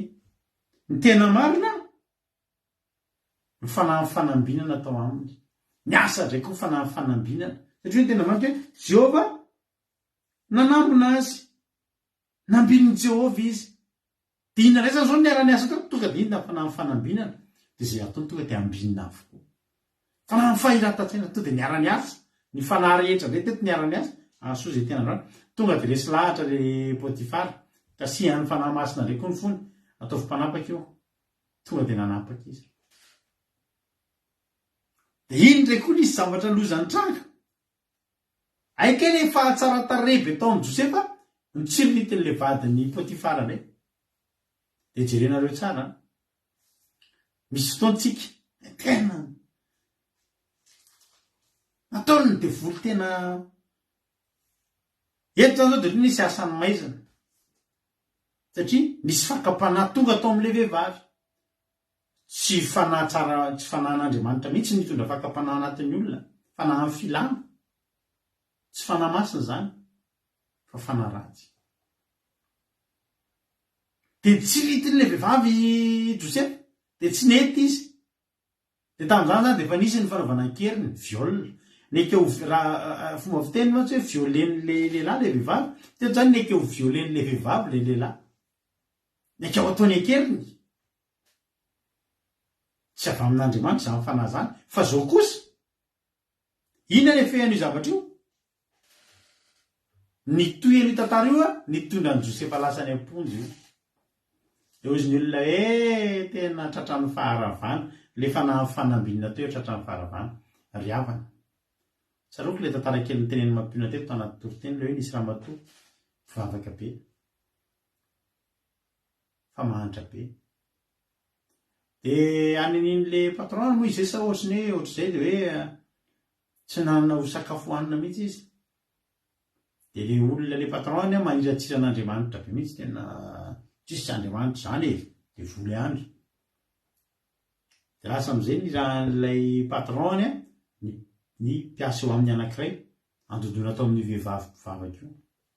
Dododo ahoana zay vavako anao Jesosy Andriamanitra nona mpamay sakafo Andriamanitra. Dododo izy zany zany kany ty manatranao ty vary amin'ny gony ty io vary amin'ny gony sotra betsaka tahin'Andriamanitra. Le lehilahy tsy mivavaka amin'io te hanapofo aminy ianao kely na mivavaka ary mbola zay ihany manome sakafo anao aiza zay Andriamanitra ao. De izy le ramatoa rehefa andeha hivoaka ary nao koa izy tsy manontany koa hoe taiza io vary io. De izy le ramatoa mpivavaka tsy mila manontany an'izany izy satria fantatro fa na ny devoly azy afaka baikon'Andriamanitra hitondra fitahiana ho azy na angina ny vavandra patron. Ny zavatra rehetra miara-miasa misy fotoana kely avy ny devoly avy ren'Andriamanitra mikasika atsika fa tsy mikasika atsika faty fa miara-miasa asoa. Alleloia. Any amin'ny faran'ny tantara mbola iverina ny tantara Josefa tsika fa misy teny Josefa mahafinaritra be amin'ny Genesis toko 20 Genesis toko 15 andininy 20 hoy ten'Andriamanitra ianareo no saina nisy ratsy fa Andriamanitra kosa ny saina izany ho soa anao tahaka an'izao an'io zao amen'la olona betsaka. Hitanareo ny hevitra rehetra tao anatin'ny rahalan'i Josefa ny hahafaty azy fa reny hetsika rehetra nataony reny taony devoly nampiasa amin'ny vadiny Potifara mba hahatonga azy ho gadra lava. Fa zany rehetrarehetra zany dingana tsy maintsy ny lalovany Josefa satria misy tanjona tsy Potifara ny tanjona fa Farao. Inona zavatra ny trango izy zareo nigadry Josefa noho n'inona nampangay ny vadiny Potifara hoe neka hisafika anazy de tezitra Potifara de nigadrainy izy. Zany hoe nisy diatana ny devoly tao ny devoly te hamotika ohatra ny rahalan'i Josefa ihany te hamotika fa osy Jehova hoe nareo te hamotika fa zany nisy soa. Alleloia. Marina mihitsy ny teny fitindra ny tsika misy zavatra fahadisoana ataontsika fa raha tian'Andriamanitra isika ny fahadisoantsika io mbola avadika Andriamanitra ho fahasoavany io. De lasa Josefa te higadra fa zavatra mahafinaritra tany am-pigadrana tany izy nisy olona roa lahy nigadra. Inona tsara ny tantara fakiko ny Genesis toko 20 lavalava amin'ny fotoana antsika androany fa za tsy mihalety raha tsy mahery tanteraka ataontsika rehetrarehetra. Aleloia. Genesis 3:20 andiny voalohany. Nilazany Josefa ny nofo n'izy roa tamin'ny Farao. Atao ry zany ny mpitondra kapoaka ny mpanjakany Egypta sy ny mpanao mofony dia diso tamin'ny mpanjakany Egypta tompony ary tezitra indrindra tamin'ireo tandapandreo lahy ireo Farao dia tamin'ny lehibean'ny mpitondra kapoaka sy ny lehibean'ny mpanao mofo dia nataony tao an-tranomaizina izy lahy tao an-trano feno mpiambina tao anatin'ny tranomaizina izay nifatoran'i Josefa. Ity Josefa tia dia tena misy fanambinana. Ato anatin'ity fonjy ity misy quartier. Taloha ny amin'ny fonja, anatin'ny fonja misy hoe atao hoe quartier. Za moa tsy mbola nigadra akory aho. Fa za namana efa nigadra dia mitantara ny fiainana any am-pigadrana. Ohatra ny tamory dia misy quartier ao. Dia ao amin'ilay quartier io misy karazany maromaro. Misy le any amin'ilay atao hoe toerana misy ny condamné. Dia amin'izany tonga dia fiainana ratsy be rehefa condamné dia efa tsy te halala ninona intsony tsy mila tonga dia fiainana tena ratsy be. Dia misy indray atao anatin'ilay mbola miandry fitsarana. Fa misy le quartier anankiray misy an'ireo olona ohatra hoe gadra politika. Azonareo? Gadra politika, olona manamanam-bola, olona ohatra hoe artista, ohatra hoe olona malaza manamanan'ireny. Reny ao amin'ny quartier anankiray. Dia ireo olona ireo amina toerana madio tsara, misakafo tsara, mijery télé, sy ny sisa. Ny gadra politika tsy matory ery anaty kongona zany fa manana ny toerana izy na dia ao am-pigadrana. Dia jerenareo tao amin'ny fonja nisy tao amin'ity fonja tao Egyptia misy quartier ihany koa. Dia misy natao an'ny gadra politika. Olona akaiky ny mpanjaka migadra. Fa ny zava-nahavariana proof fa tena misy fanambinana Josefa fa na dia migadra aza Josefa rehefa ao anatin'ny fanambinan'Andriamanitra dia any amin'ny quartier ny gadra politika misy azy satria hoy ny tenin'Andriamanitra dia nataony tao an-tranomaizina izy lahy tao an-trano feno mpiambina. Zany hoe tsy tranomaizina io fa tao amin'ny tranony feno mpiambina. Zany hoe misy ny fonja tranomaizina fa tsy tranomaizina fa tranony feno mpiambina tao anatin'ny tranomaizina. Izay ny toeran'i Josefa. Toerana voatokana io fa ohatrany ao an-tranomaizina. Ohatrany ao an-tanimora zany fa ao anatin'ilay quartier tsara. I Josefa izay tsinitsinina andevika ny varotana Josefa rehavana. Fa na dia any am-ponjara izy nomena toerana ohatrany olona akaiky amin'ny mpanjaka sady. Any amin'ny gadra politika no misy azy. Zany ny olona rehefa manana fahasoavana. Ary zany ny olona rehefa hiasan'ny zavatra fanahan'Andriamanitra. Ohatrany hitako eto mihitsy ny devoly migadra. Oay, to lasany amin'ny tsara ihany nefa efa nigadra. Fa tany dia zao zavatra nitranga. Nanofo izy roa lahy, andiny fadimy. Andiny vevana aloha ary Josefa noteren'ny feno mpiambina hoe eo amin'izy roa lahy. Dia nanompo ireo izy ary toetrandro maromaro tao amin'ny tranomaizina izy roa lahy. Ny nilanan'ireo olona ireo tao an-tranomaizina dia zao Iona amin'ny Josefa fotsiny. Nitoetra tao andro maromaro, tsy nigadra mataona an'ireo fa andro maromaro. Satria maninona Josefa koa tsy hijanonao taona maro. Fa misy zavatra tian'Andriamanitra tongavana dia natory ireo lahy ireo. Andiny fadimy dia nanofo izy roa lahy. Indray alina. Ilay mpitondra kapoaka sy ilay mpanao mofo Egypta. Dia nanofo ry zareo. Dia ny zavatra nitranga nampanofisin'Andriamanitra izy ireo. Fa tsy fantany dikan'ilay nofy. Dia Josefa miteny nantandrina ny hevitry ny nofy ka misy fanahan'Andriamanitra ka. Teo dia nadikan'i Josefa ny nofy. Zao izy izy any amin'ny 20 any. Izao ny heviny sampany telo dia atelona. Ao anatin'ny atelo tsara be ny fanomezam-pahasoavana amin'ny fandikana nofy. Beda be mpanompon'Andriamanitra amin'ny mandika nofy. Ao anatin'ny atelona dia asaratry Farao ianao ka ampodiny mbao amin'ny ipetranao dia anotra ny kapoaka Farao entanana ianao. Tahaka ilay fanao fahiny. Fony ianao mpitondra kapoaka. Andiny nadikan'i Josefa zany ny nofy. Andiny 20 fa mba tsy arovy rehefa mahita soa ianao ka hatraranitra ianao hiantra ao dia lazao amin'ny Farao ka avoay amin'ity trano ity. Zay afatra izay fotsiny no nilanan'ny zareo io. Zany hoe nionan'ireo olona ireo tamin'i Josefa natonga Josefa any am-ponja dia mba iona amin'ireo olona ireo. Josefa zany nalefa any am-ponja. Reto roalahy reto lasa nanao erera teo amin'ny mpanjaka dia nalefa ao am-ponja. anao inona anao fionana hoe nisy fionana zany tena nisy fifankalalana to fa zao am'izay fotoana elaela taty ariny efa mivoaka ireo olo reo nanofy am'izay farao ary efa nanofy farao a de tsisy nahadika le lehilahy anankiray le mpitondra kapoaka nefa efa miverina miasa eo amin'ny farao fa tonga tamiko tamin'ny fanapaha-patsiahy miteny ka lehilahy io nanadino an' Josefa nanadino an' Josefa izy any amin'ny andily fatelo amby roapolo am'le Genesis 3:20 voalaza mihitsy hoe ka no tsy mba natsiaro an' Josefa le lehibe amin'ny mpitondra kapoaka fa nanadino azy de mbola nijanona tao aloha Josefa tsy maninona zany fa mbola hiary asa ny zavatra rehetra azo soa zay tian'Andriamanitra ny andro fotoana anankiray indray Andriamanitra natory am'izay farao de nanofy farao ary tsisy nadika ny nofy ny farao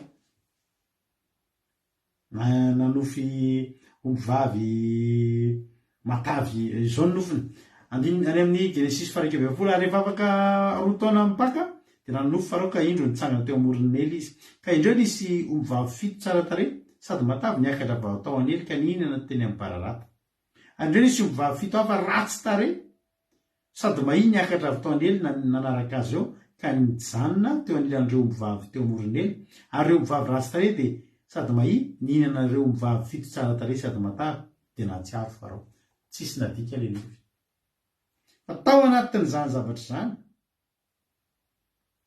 no nisy lehilahy tao anatin'ny Genesis 4:27 rehefa niteny teo farao tsisy nalaza ny hevitry ny nofy tonga am'izay ny fanapaha-patsiahy miara-miasa ny zavatra rehetra ho ahasoa anjaran'ny fanapaha-patsiahy indray zao izy Andriamanitra miara-miasa hidiny indray fanapaha-patsiahy 7 de niteny tamin'ny farao le lehibe amin'ny mpitondra kapoaka ny hoe tsaroako zao atsoko zao iny le fanapaha-patsiahy iny farao de tezitra tamin'ny mpanompony ka nanao atao an-tranomaizina tamin'ny andro de tantany teo fa hanike misy lehilahy anankiray ny farao tena mahay mandika nofy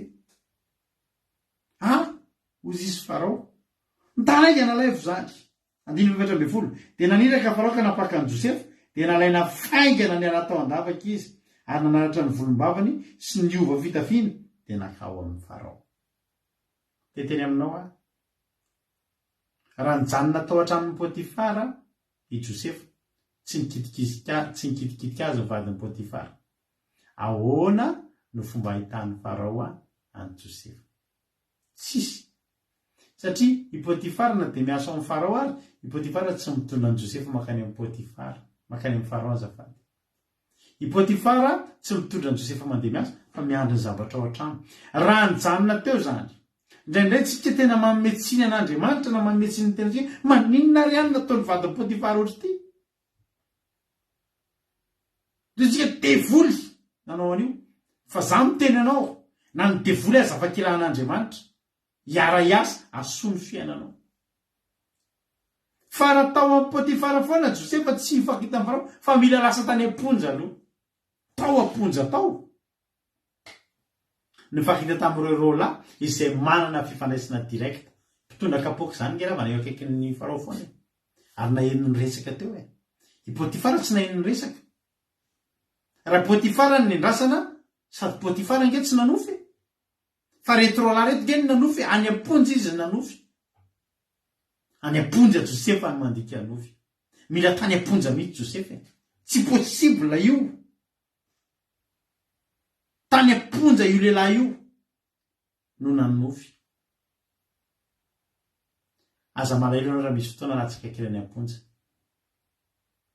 fa za te teny anao tianao Andriamanitra ary efa tianao Andriamanitra de mieritreritra anao foana izy inona ny ataoko iza ny ataoko miara-miasa ahasoany ty mpanompo ty fa tia izy ty tonga de izy farandana lay faingana tsy everina ohatranao zany famoahana any Josefa faingana zany tonga ne misy any lehilahy ohatry zao le tsara tarehy avoiza zao fa ozy izy ny patron hoe avoaka hony kasakasaky dodododododo ao anao izy Josefa anaty figadrano anaty fonja sao de zao mihitsy anao andao ifoaka ao ana raha mifanelingely la za mbola matory atao aingana fa tena asory akanjeny atao tsarotary andao mandro andao sinany ambary aiza volombava ambary aina asory atolo ny baly be rehetra mpanao volombava avy daholo ny rehetra manadio aingana mila miona amin'ny farao ary ny fionana amin'ny farao no faratapony lalina misokatra satria vonona tamin'ny farao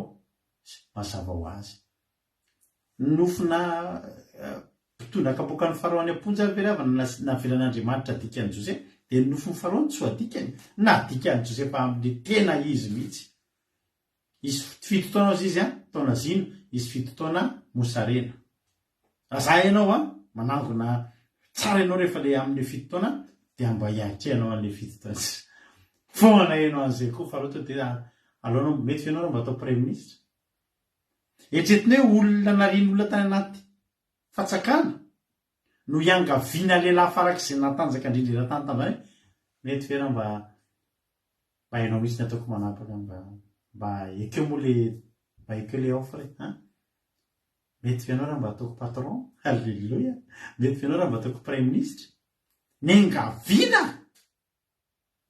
sy nira mitondra CV sy nira mitondra lettre de motivation fa ny patron mihitsy ny tena tena mba ohatrina karama mba raisiko ianao ao moe halleluia zavatra rehetra miara-miasa asoa zay tian'Andriamanitra tapaka ny tombo sy maitra ao izy fitito endramana zao ny toy le tantarany fitito nareo zay tsy mbola naheno tapaka ny tongo le maître dia tsy afaka nampianatra tsondry dia nisolo maître vaovao dia rehefa tamin'le maître vaovao dia nahazo exercice tsotra be daholo zareo dia tsotra be le fanazavana izy dia nahazo moyenne izy verina avany amin'izay le maître le tapatongotra nahita ny zavatra nataon'le remplaçant dia nanova ny fomba fampianarany nanova ny fomba fampitany zavatra forainy ny ankizy daholo amin'izay 18 de moyenne amin'izay fity avy eo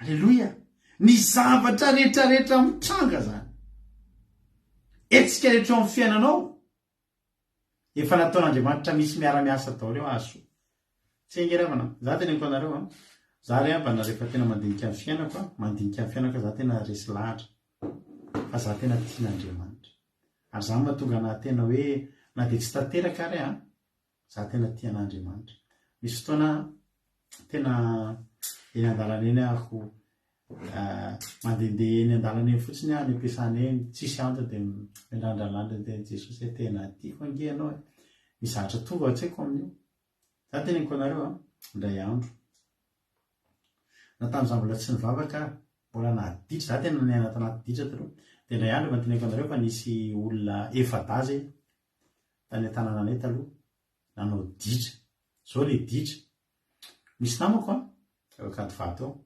misy namako manana mamany manana trano ngeza avo be dia ao fanambaniny épicerie varotra dia ao amin'ny rez-de-chaussée zany épicerie dia ao amin'ny premier étage deuxième étage troisième étage le namako mipetraka dia zao zavatra mitranga avy eo amin'ny tohatra misy an'le miakatra ao anatin'le tohatra ny lalatsara zany misy tohatra miakatra ny amin'ny tranon'le namako dia rindrin'ilay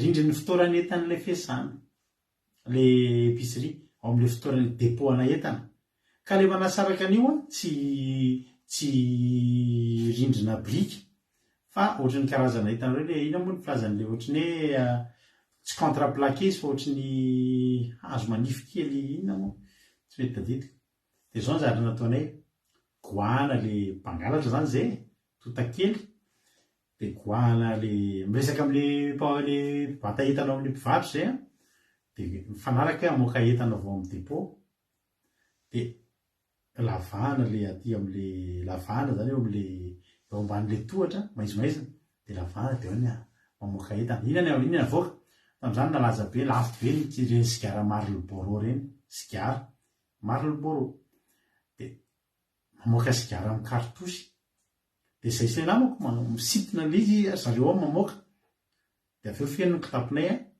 dia lasa zay midemarché an'iny eraky ny épicerie manodidina ny akaty vato totakely dahalo dia ina zatratrany de nanao an'izay efa mambola manambola be mihitsy zay tamin'izany manao lamody zay lamody tsy anananay tamin'izany tena manenina gagany ao an-trano gagany manodidina zay ro raha tena manambola be tena mandeha mandiha isaky sabotsy manana kiraro tena le fanamperana to de vidiana tamin'izany mbola la réunion kely ny anaran'io 13 mai io de misy entana tonga avy any la réunion avy aty a France boty be reny dinina fo vidinay fa zay mangalatra fa zao misy fetrany moa ny zavatra rehetra de zavatra nafantatrany tamin'izany hoe ty zavatra tiaka ho ary zandry misy fetrany ty de hoy zany za tsy hanao tsony de nijanona tsy nanao tsony tena io na hoe nanao tsy maintsy tratra za tsy hanao tsony de tsy nanao tsony fa le namako mbola nanao izy rery de lasa izy rery de zany no mandeha manao le ratsy de nahita anazy mbola mahazo vola foana de tapa-kevitra indray alao ihany lo verina manao de lasa velona tratra am'izay zay tratra de ino ozy nareo zavatra nitranga voasambotra daholo am'izay gaga be azy zany avy nianatra de misika le namako de tsirotsirotra isan'andro za vao misika tamin'izany de mivoaka ianao sika tsisy ny voa sika mama no mipotra ohatriny ino moa fomba filazan'le hoe valoariky be zay tonga be zay tratra angambo zany de lasa iana aloha nandeha de jereko tokoa mijery tena milavitra tsy hitako le mpiasa anankiroa ao am'le mpivarotra de tonga de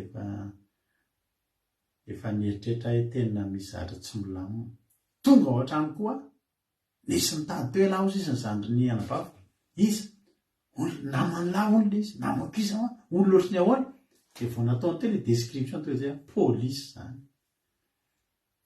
lasa anao de matahotra zany lasa any nandeha tsy nijanona tao an-trano efa ariva be mihitsy vao nody lasa ny polisy am'izay de jerenareo tsara any ny tenena de tao amina dalako ary tsapako akehitriny hoe mbola nanavaka an'Andriamanitra ny namako rehetrarehetra telo lareo tratra ny maraina de efa tratra maraina be nalain'ny polisy tao zahako ny maraina nandeha nianatra de tsy azo tery zareo mandritra ny tontolo andro iny tao amin'ny brigade criminelle tratra ny encaissement asena mandoaly de kapohana amin'ny hazo ny faladi asena manao ohatr' zao de kapohana ny tanana asena manao ohatr' zao de kapohana tena tratra le fampijaliana reny asena mitingitingy leo ambony sezakely de kapohana ny ranjo mba aninona mba ilaza hoe izavy ny mpivarotra ny varotana an'le satria zany hoe ho raisina daholo am'izay le mpivarotra zay nandray entana alatra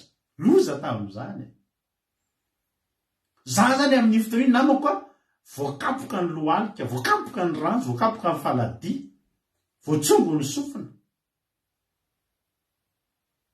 tontona amin'ny tontona amin'ny vodibasy atao zany zay akarary ianao mijalijaly za amin'io aiza za amin'io any am-pianarana za amin'io miafina any an-tanàna teny tontolo ny andron'io tonga am'izay ny ariva ianao moa tsy afaka hitsoaka de tonga amin'ny polisy tao an-trano am'izay daona manaraka anay anao no rado manaraka anay anao fa misy inona de vatatra fa misy inona no problème ry mamanay amin'io tena taitra hoe alain'ny polisy de tonga tany amin'ny brigade criminelle ozy nareo voniditsahako de za zany mbola metrry inona re zavatra ho avaliko inona zao no atao inona ny zavatra inona no avaliko hitoroka ny namako ve za inona sy ny ahoana sy ahoana voniditra de efa eo daholo ny namako rehetrarehetra ny sasany mandoalika ery amin'ny ery anjoro-trano ery ny sasany mbola mitingitingy leo ambony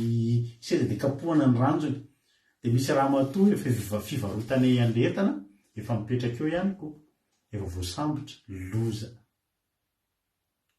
tonga avany le polisy to lendeny aona fantatra hoe raha mato io mantsy ana eny tompoko afantatro izy io mivarotro io aona afaka afantarinareo mivarotana sigary tanao zany madama ka le ramatoa nandaby teo masony polisy tsy nitenenydretsy namako zany hoe io mividy ramatoa tena tsy fantatro zany sosatro zao za ko tonga avany satria fantatro efa niteny dao io ramatoa za sisa antitrano za tonga de nitsotra ny marina tonga de za ozy nareo natefaka nafelaka indray mandeha ary tsy nahazo ana nakapoka indray mandeha satria za zany nitratra farany tsisy indrindra nahazo ana izy fa vao miary ohatrany hoe tsara fanabe tamiko le satria za tonga de tsy nandaingy tanao zany avela rando za tsy nandoalika tsy nikapotra de nipetraka eo ambosy de natao déposition mbola nangatakata zany te afaka mifoka sigara kely fa tena foraka be lohako se fa afaka mifoka sigara kely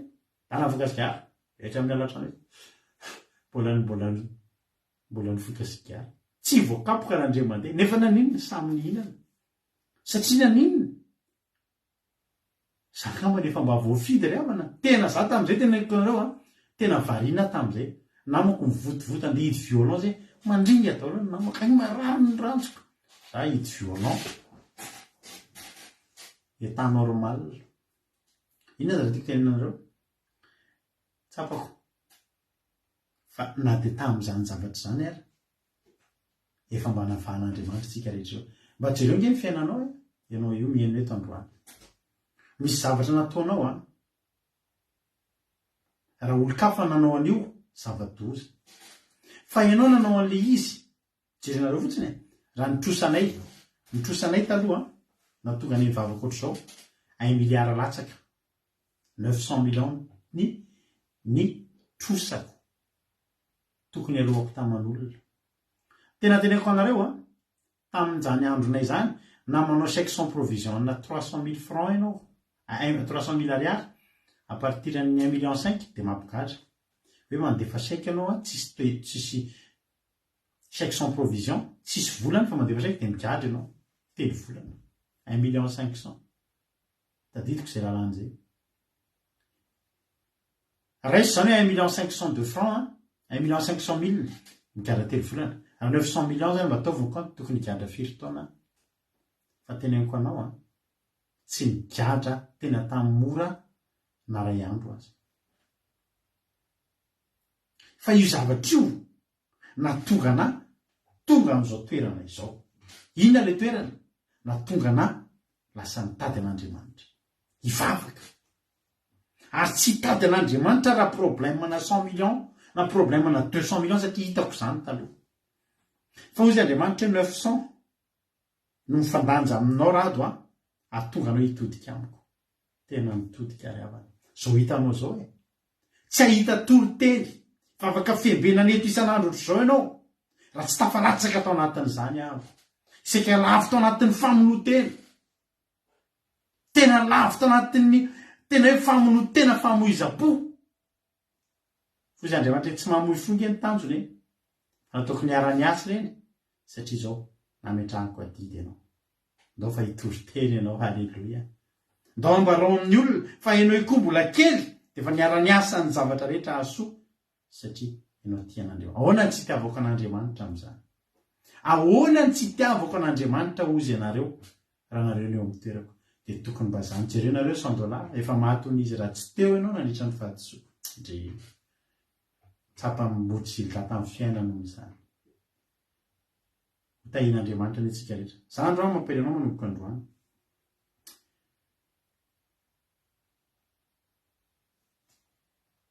mbola manana verset anako tiana zaraina amintsika nefa le fotoana efa somary lasa ihany fa vakika any efa naizany ihany salamo 1:1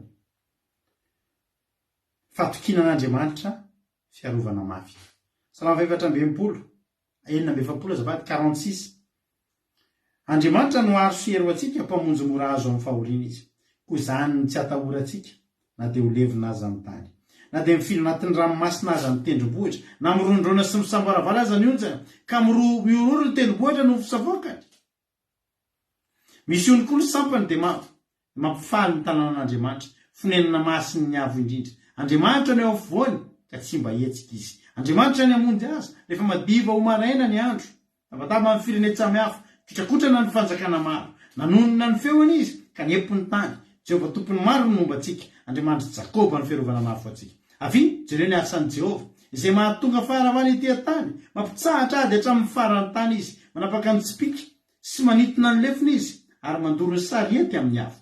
Mitsahara ka oaka ho fantatrareo fa zany Andriamanitra. Izy sandratra amin'ny firene samy hafa, izy sandratra amin'ny tany. Jehovah tompony maro no momba antsika, Andriamanitra Jakoba no aro atsika.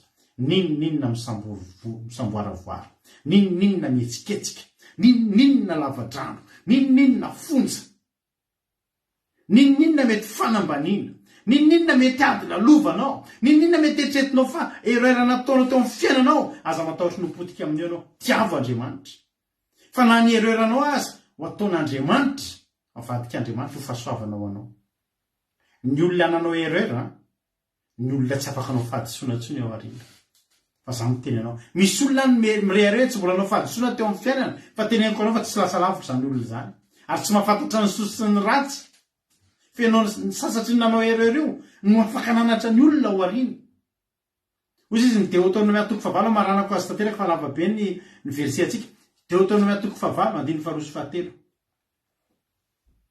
Tsarovana ny lalana rehetra izay nitondran'i Jehovah Andriamanitra ao anao tany anefitra izao 70 taona izao. Ampaneritreranao sy izahan-toetranao ary ahalala izay ao am-ponao nahitandrina ny didiny anao anaty. Dia nampaneritreranao izy ka namelanao ho noana. Dia nanomeanao ny mana ho aninao izay tsy fantatrao na ny razanao na ampafantarinanao fa tsy ny mofy ihany ny iveloman'ny olona fa izay rehetra laoka ny vavan'i Jehovah ny iveloman'ny olona. Tany anefitra 70 taona navelan'Andriamanitra ny noana. Mety apetraka hoe zanak'Andriamanitra ve izay dia noana? Navelanao noana mihitsy mba hafantaranao aiza ianao ny hita mofo eny amin'ny tany efitra, aiza ianao ny ambony eny amin'ny tany efitra, fa eo ny hafantaranao fa eto tsy ny mofo ihany ny iveloman'ny olona. Fa izay aloka ny vavana, avy amin'ny vavan'Andriamanitra ny mana ny midina avy any an-danitra, avy amin'ny vavan'Andriamanitra tsara avokoa. Rehefa ninona ny olona dia nihita fa tsara ny mana. Raha tsy noana ianao, tsy hitanao zany mangetaheta te hinana. Mangetaheta te hinana ianao ny amin'ny tany efitra. Hinana hitanao eny amin'ny tany efitra, eo voatsapanao fa miaraka aminao kay Jehovah mampidina anao ny mana. Ho tahiny tompany antsika rehetrarehetra.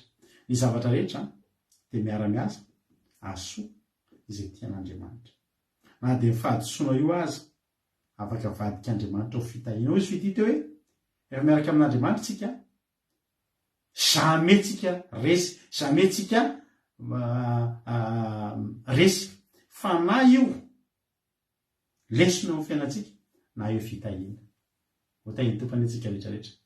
Falebiany zany ten'Andriamanitra zany tanao mihina fa mahery ianao miala eto. Ndao ary tapitra ny tokoteny mialohan'ny hidirantsika amin'ny hira sy ny vavaka. Dia andaontsika ihaino anareo raha misy 2 na 3 na 4 te hizara-pahatsapana. Inona ny zavatra tsapanao tao anatin'ny tokoteny, inona ny zavatra nakasika sy nandonanao, afaka miantso nareo. Indray ny compteko soratako aminareo eto iny izy iny Alléluia.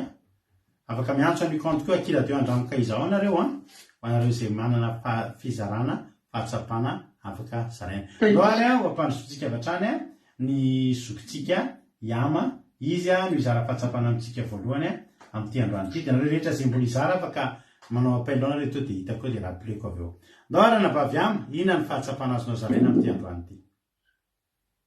Alleluia, tain'i Jesosy pastera dia misaotra anareo fitenenana zavatra tena nakasika be anatao anatin'ny ten'Andriamanitra. Dia teo amin'ilay zaza tao anatin'ny 3 volana izy tsisy naheno izy na mitomany ary satria tena hoe navahan'Andriamanitra. Fa tao anatin'ny 3 andro kosa dia tena hoe nagaga naninona ilay zanaky ny mpanjaka no ilay tonga teny tsisy ny rano ary tonga dia naheno anazy nitomany. Dia tena hoe dia raina Jesosy magaga tokoa ny asany dia voninahitra ao anazy reriany. Halleluia, amen. Naokantsika hijoro fa tena hoe zavatra rehetra iainantsika rehefa amin'Andriamanitra tsika dia tena hoe miara-miasa soa daholo. Halleluia, amen. Halleluia, mankasitraka indrindra ny zoky amitsika tao anatin'izay fizarana fahatsapana izay. Dia Andriamanitra manankirepasoavina ne amaly fitianao rana baviama dia misaotra ary mankasitraka. Dia miandry ny hafa indray ary tsika izy indray ary miditra izara fahatsapana amin'izao fotoana izao. Ndao ampandrotsika na nabavitsika iaina. Inona ny fahatsapana iaina raha voalainao tao anatin'ny toriteny? Tain'i Jesosy pastera dia tain'i Jesosy sika rehetrarehetra dia mankasitraka na ny fitenenana dia mankasitraka ny zandry fity sy pastera tamin'ny toriteny manodidina mampahery a. Ny zavatra tena nahakasika n'andro amitsy nampahery dia analy teny zandry fity hoe zavatra rehetrarehetra dia miara-miasa soatsika izeny fa na dia hatramin'ny fahadisoana azany tena hoe nampahery be sy nakasika be anazy izy teny izay a dia mankasitraka be dia be izany a dia mahereza daholo sika rehetrarehetra. Tain'i Jesosy daholo. Aleloia, mankasitraka ny zandry aina sady miomana ianao fa hitako anaty fandarinao fa ianao ny anao ny famitenina zay toriteny fity izay a amin'ny sabata maraina. Aleloia, mankasitraka antsika rehetrarehetra. Mbola ampiditra olona anankiray indray tsika izara fahatsapana amintsika tamin'ity androany ity a. Inona ny zavatra tsapany a, inona ny fahatsapana hitany a tao anatin'ny toriteny. Teny tompona nabavitiana ray Kotoary Zaka anao ny fitenenana. Tain'i Jesosy tsika dia misaotra pastera na amin'ny fitenenana.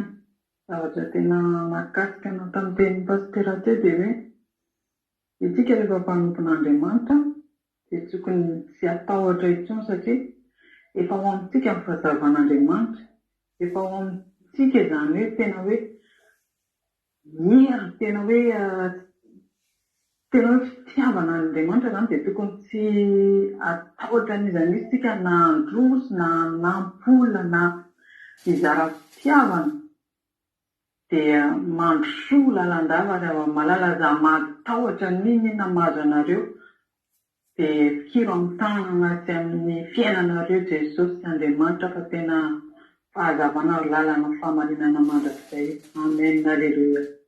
Aleluia, mankasitraka raha nabavitiana ray Kotoary Zaka tamin'ny fizarana fahatsapana dia Andriamanitra manankiray pasoavana ny a amaly fitianao a dia mitombositra hatrany a dia mitombo fahasoavana raha nabavy a tiana ray Kotoary Zaka. Andao tsika hiaino anankiray farany raha nabavitsika Erika izara fahatsapana farany a dia hitra amin'ny heritsika. Teny tompona nabavy Erika fahatsapanao ary. Tain'i Jesosy pastera dia mankasitraka na amin'ny fitenenana. Inaka ny fahatsapana voaesa dia mankasitraka be anazy dia teny le tantara kelin'ilay ramatoa izay mivavaka izy a.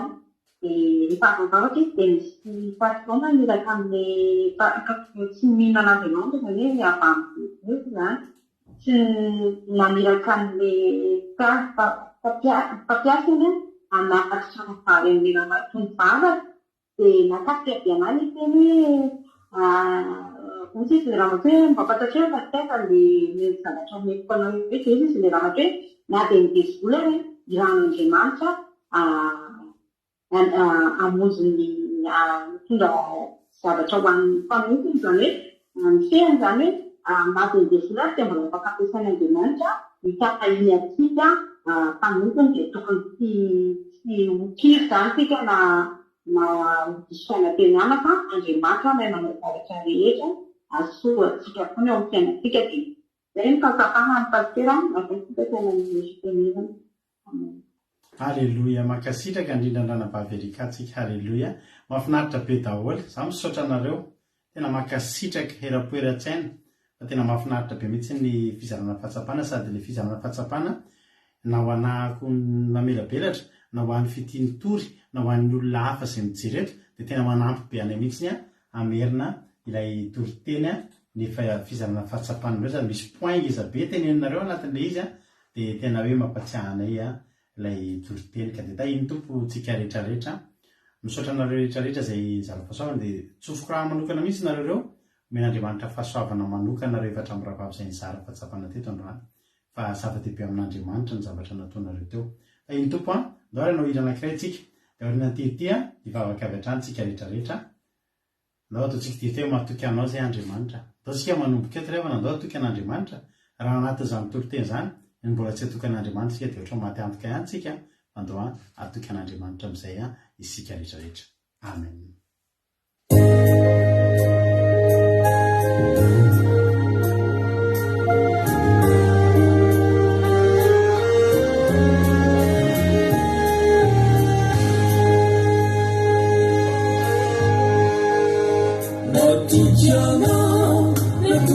Siamo manitra, cambiare Ciao, bambini sull'ancia, già solo qui, la risotto tu mi sa. La tucciana, la tu muscata mani sua, quando zala, sapuri la tu. La tucciana, la degli affisini ancia, sei la sai che fa tu a camminare, ma tu già no, la desanuncia fatalina. Mi ferito, significaria no, ma tu già no, le si tu panno mi marina, e già fu, la inizia da la, ma tu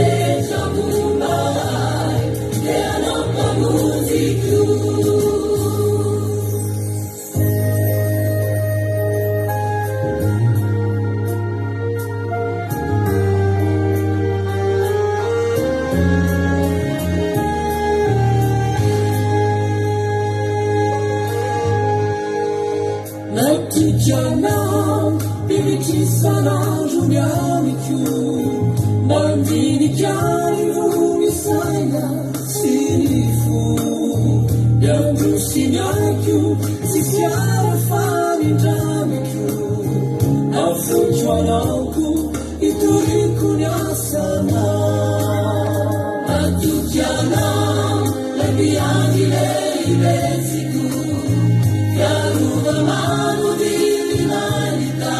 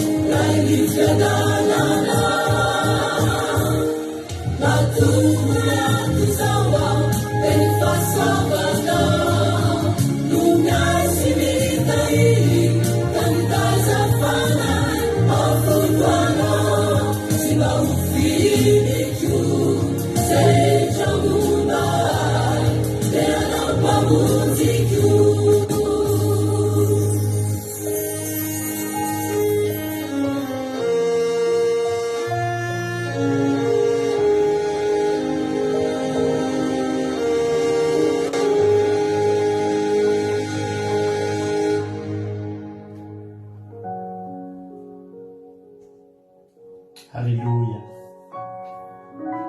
Arak'izany izany tokoa Jesosy tena matoky anao zay. Mety sarotra fatarina Jesosy a. Tena sarotra fatarina tokoa ny lalanao indraindray. Indraindray mety mampametra-panontaniana mihitsy aty anatinay. Ary matetika dia baraingony ao anatin'ny fisainanay eo hoe anahoana, ahoana no hafarana. Fa soa Jehovahandriamanitra fa nanome anay toky ianao androany, fa ny zavatra rehetra tokoa dia ataonao miara-miasa ary soa izay tianao. Ataovy tianao lalandava izay Andriamanitra. Tena taio izay reto tena ho tianao lalandava Andriamanitra. Halleluia. fa ny zavatra rehetra manomboka androany dia fantatray fa hiara hiasa so tsy makivy anay ny fiainanakay tsy makivy anay Andriamanitra raha mandalo aty zay tsy makivy anay raha latsaka ny amponja ny fiainanay tsy makivy anay raha latsaka anaty lavadrano fa ao anatin'ny reny rehetrarehetra reny misy lalina tianao atongavana tonga anay ho prime ministre ho tambatambazana mihitsy zay omena karama tsara. Aleluia. Misaotra Jehovah, misaotra anao zay satria tena mahery zay miala eto Andriamanitra voninahitra ny eo anao da io ny tsirairay avy zay nareny teny teto mba tsy hanadino Andriamanitra mba tsy isy fanadinoana fa tena hoe atsiaro an'izany foana narovina zay andalo olana narovina andalo ady Jehovah tsy ady zany fa fiaraha miasa so ny fiainanay voninahitra ny eo anao ny vozana afavy dia tsy azo dia volotsaingoana na dia iray azy fa hamoa avy zato eny ty ampona ny tsiray avy misaotra Jesosy malalo. Halleluia. Amen. Ivavakantsika ho an'ny firenena amin'izao fotoana izao ndao mpandrotsika nabavitsika Sylvia hivavaka ho an'ny firenena. Tainy tompo raha nabavy Sylvie anao ny fitenena. Taintu pastira, taintu pastarisa, dalam rangka bapak firenena amin'izao alina izao. Yang babakaristika marangalipuna si bapak kawan firenena. Tumpandemanta reneyo misaotanao zay satria mbola narovanao sy ny tantananao satria mbola tapitsabotra sy fandaharana ity. Misaotanao Jesosy malala mbola teo ifanateranao Jesosy ka mbola kotokoto matavy zao bavaka zay nateanay izao. Jesosy malalo misaotanao amin'ny firenena findenao ny tanomponao te Jesosy severanay angasotiny eo amin'ny fiainanay izany Jesosy malalo faraketiny eo amponay izany teny izany. Fantatra Jesosy sabeny fitiavanao anay Jesosy na eo aza Jesosy nday manoka nday Jesosy fa mbola eo anao Jesosy miara miasa amin'ny fiainay Jesosy ady tonga fiaina zay mbola mifona eo anatenanao. Ianao Jesosy lehibe fitiavana tilay ianao Jesosy azavela hoy izany handal fotiny fiainanay izany teninao izany Jesosy malalo fa ianao le Jesosy Kristy be fitiavana dia iraisinay fitiavanao anay Jesosy malalo. Jesosy malalo tonga tindany mivavaka ho an'ny firenenay. Miafina aminao Jesosy malalo izany firenenay izany. Betsaka Jesosy any fahotana ataon'ny firenenay vaoko amin'ny firenenay. Ankehitriny Jesosy malalo, ianao Jesosy no ilainay hanjaka ao amin'ny firenenay sy miherinao Jesosy malalo. Ianao Jesosy no ilainay raha hiasa aminay. Panamasnao Jesosy ahidinao firenenay fa tsy mivahoaka rehefa ao amin'ny firenenay Jesosy malalo mba hitodika aminao afantatra ny raha toetra zay fotoan'izy ireo mba hidebaka eo anaty anao Jesosy. Indrindra Jesosy malalo mitondra rehetra ao amin'ny firenenay. Ianao Jesosy malalo hitasika ny fon'izy ireo, hitasika ny fanahin'izy ireo Jesosy malalo mba hiverina ary hitodika eo aminao Jesosy ary hanifomba ny zavatra zay fitakonao ataon'izy ireo Jesosy malalo mba hivoatra ny firenenay zay etahetanay Jesosy eo anatenanao. Mintsy matoky Jesosy malalo fa hiara hiasa aminay ianao amin'izao alina izao Jesosy amin'ny firenenay. Raha hisaraka eto zay Jesosy amin'ny alina ity. Raha misaraka Jesosy fa ianao tsy misaraka aminay nendanelana lehanay Jesosy dia eo foana ianao. Raha hatory zahay Jesosy malalo oka ny fanatenanao Jesosy hanjakanay mba somasambotra zay tsirairay avy. Miasa Jesosy ianao Jesosy saridalana izy ireo nezaneza ny tanalehan'izy ireo Jesosy ianao fomba tsirairay avy. Zany vavaka zany Jesosy malalo apetako eo amin'ny pelatananao misaotra raha eo. Halleluia. Amen. Halleluia. Misaotra betsaka ny nanavavy Sylvitsika tanatin'izay vavaka matsiro izay nentin'izay. Dia faly koa ko niaraka taminareo tary mitenareo tapitra eto ny fandarantsika. Ny fandarana ny tapitra fa ny fiarahantsika mbola tsy tapitra. Raha ohatra mbola te hiaraka aminay dia afaka mihaino ny Aki Radio ianao. Aki radio.radio12345.com averiko Aki radio.radio12345.com. Mbola sotika Andriamanitra Jesosy ka tahiny tompo verenena soamatsatsika dia rapitso antsika dia efa mihaino tsy andro tsy fiasana rapitso fa tsika misy fandarana. Halleluia. Dia rapitso ilay atsika mihaino mahiriza daholo dia mirary ianao tontolo alina mahafinaritra be tontolo andro mahafinaritra be koa rapitso samia tahiny tompo tapandriamandry mankasitraka anao naharitra ny hatramin'ny farany ho an'andriamanitra ny voninahitra. Halleloia, amen.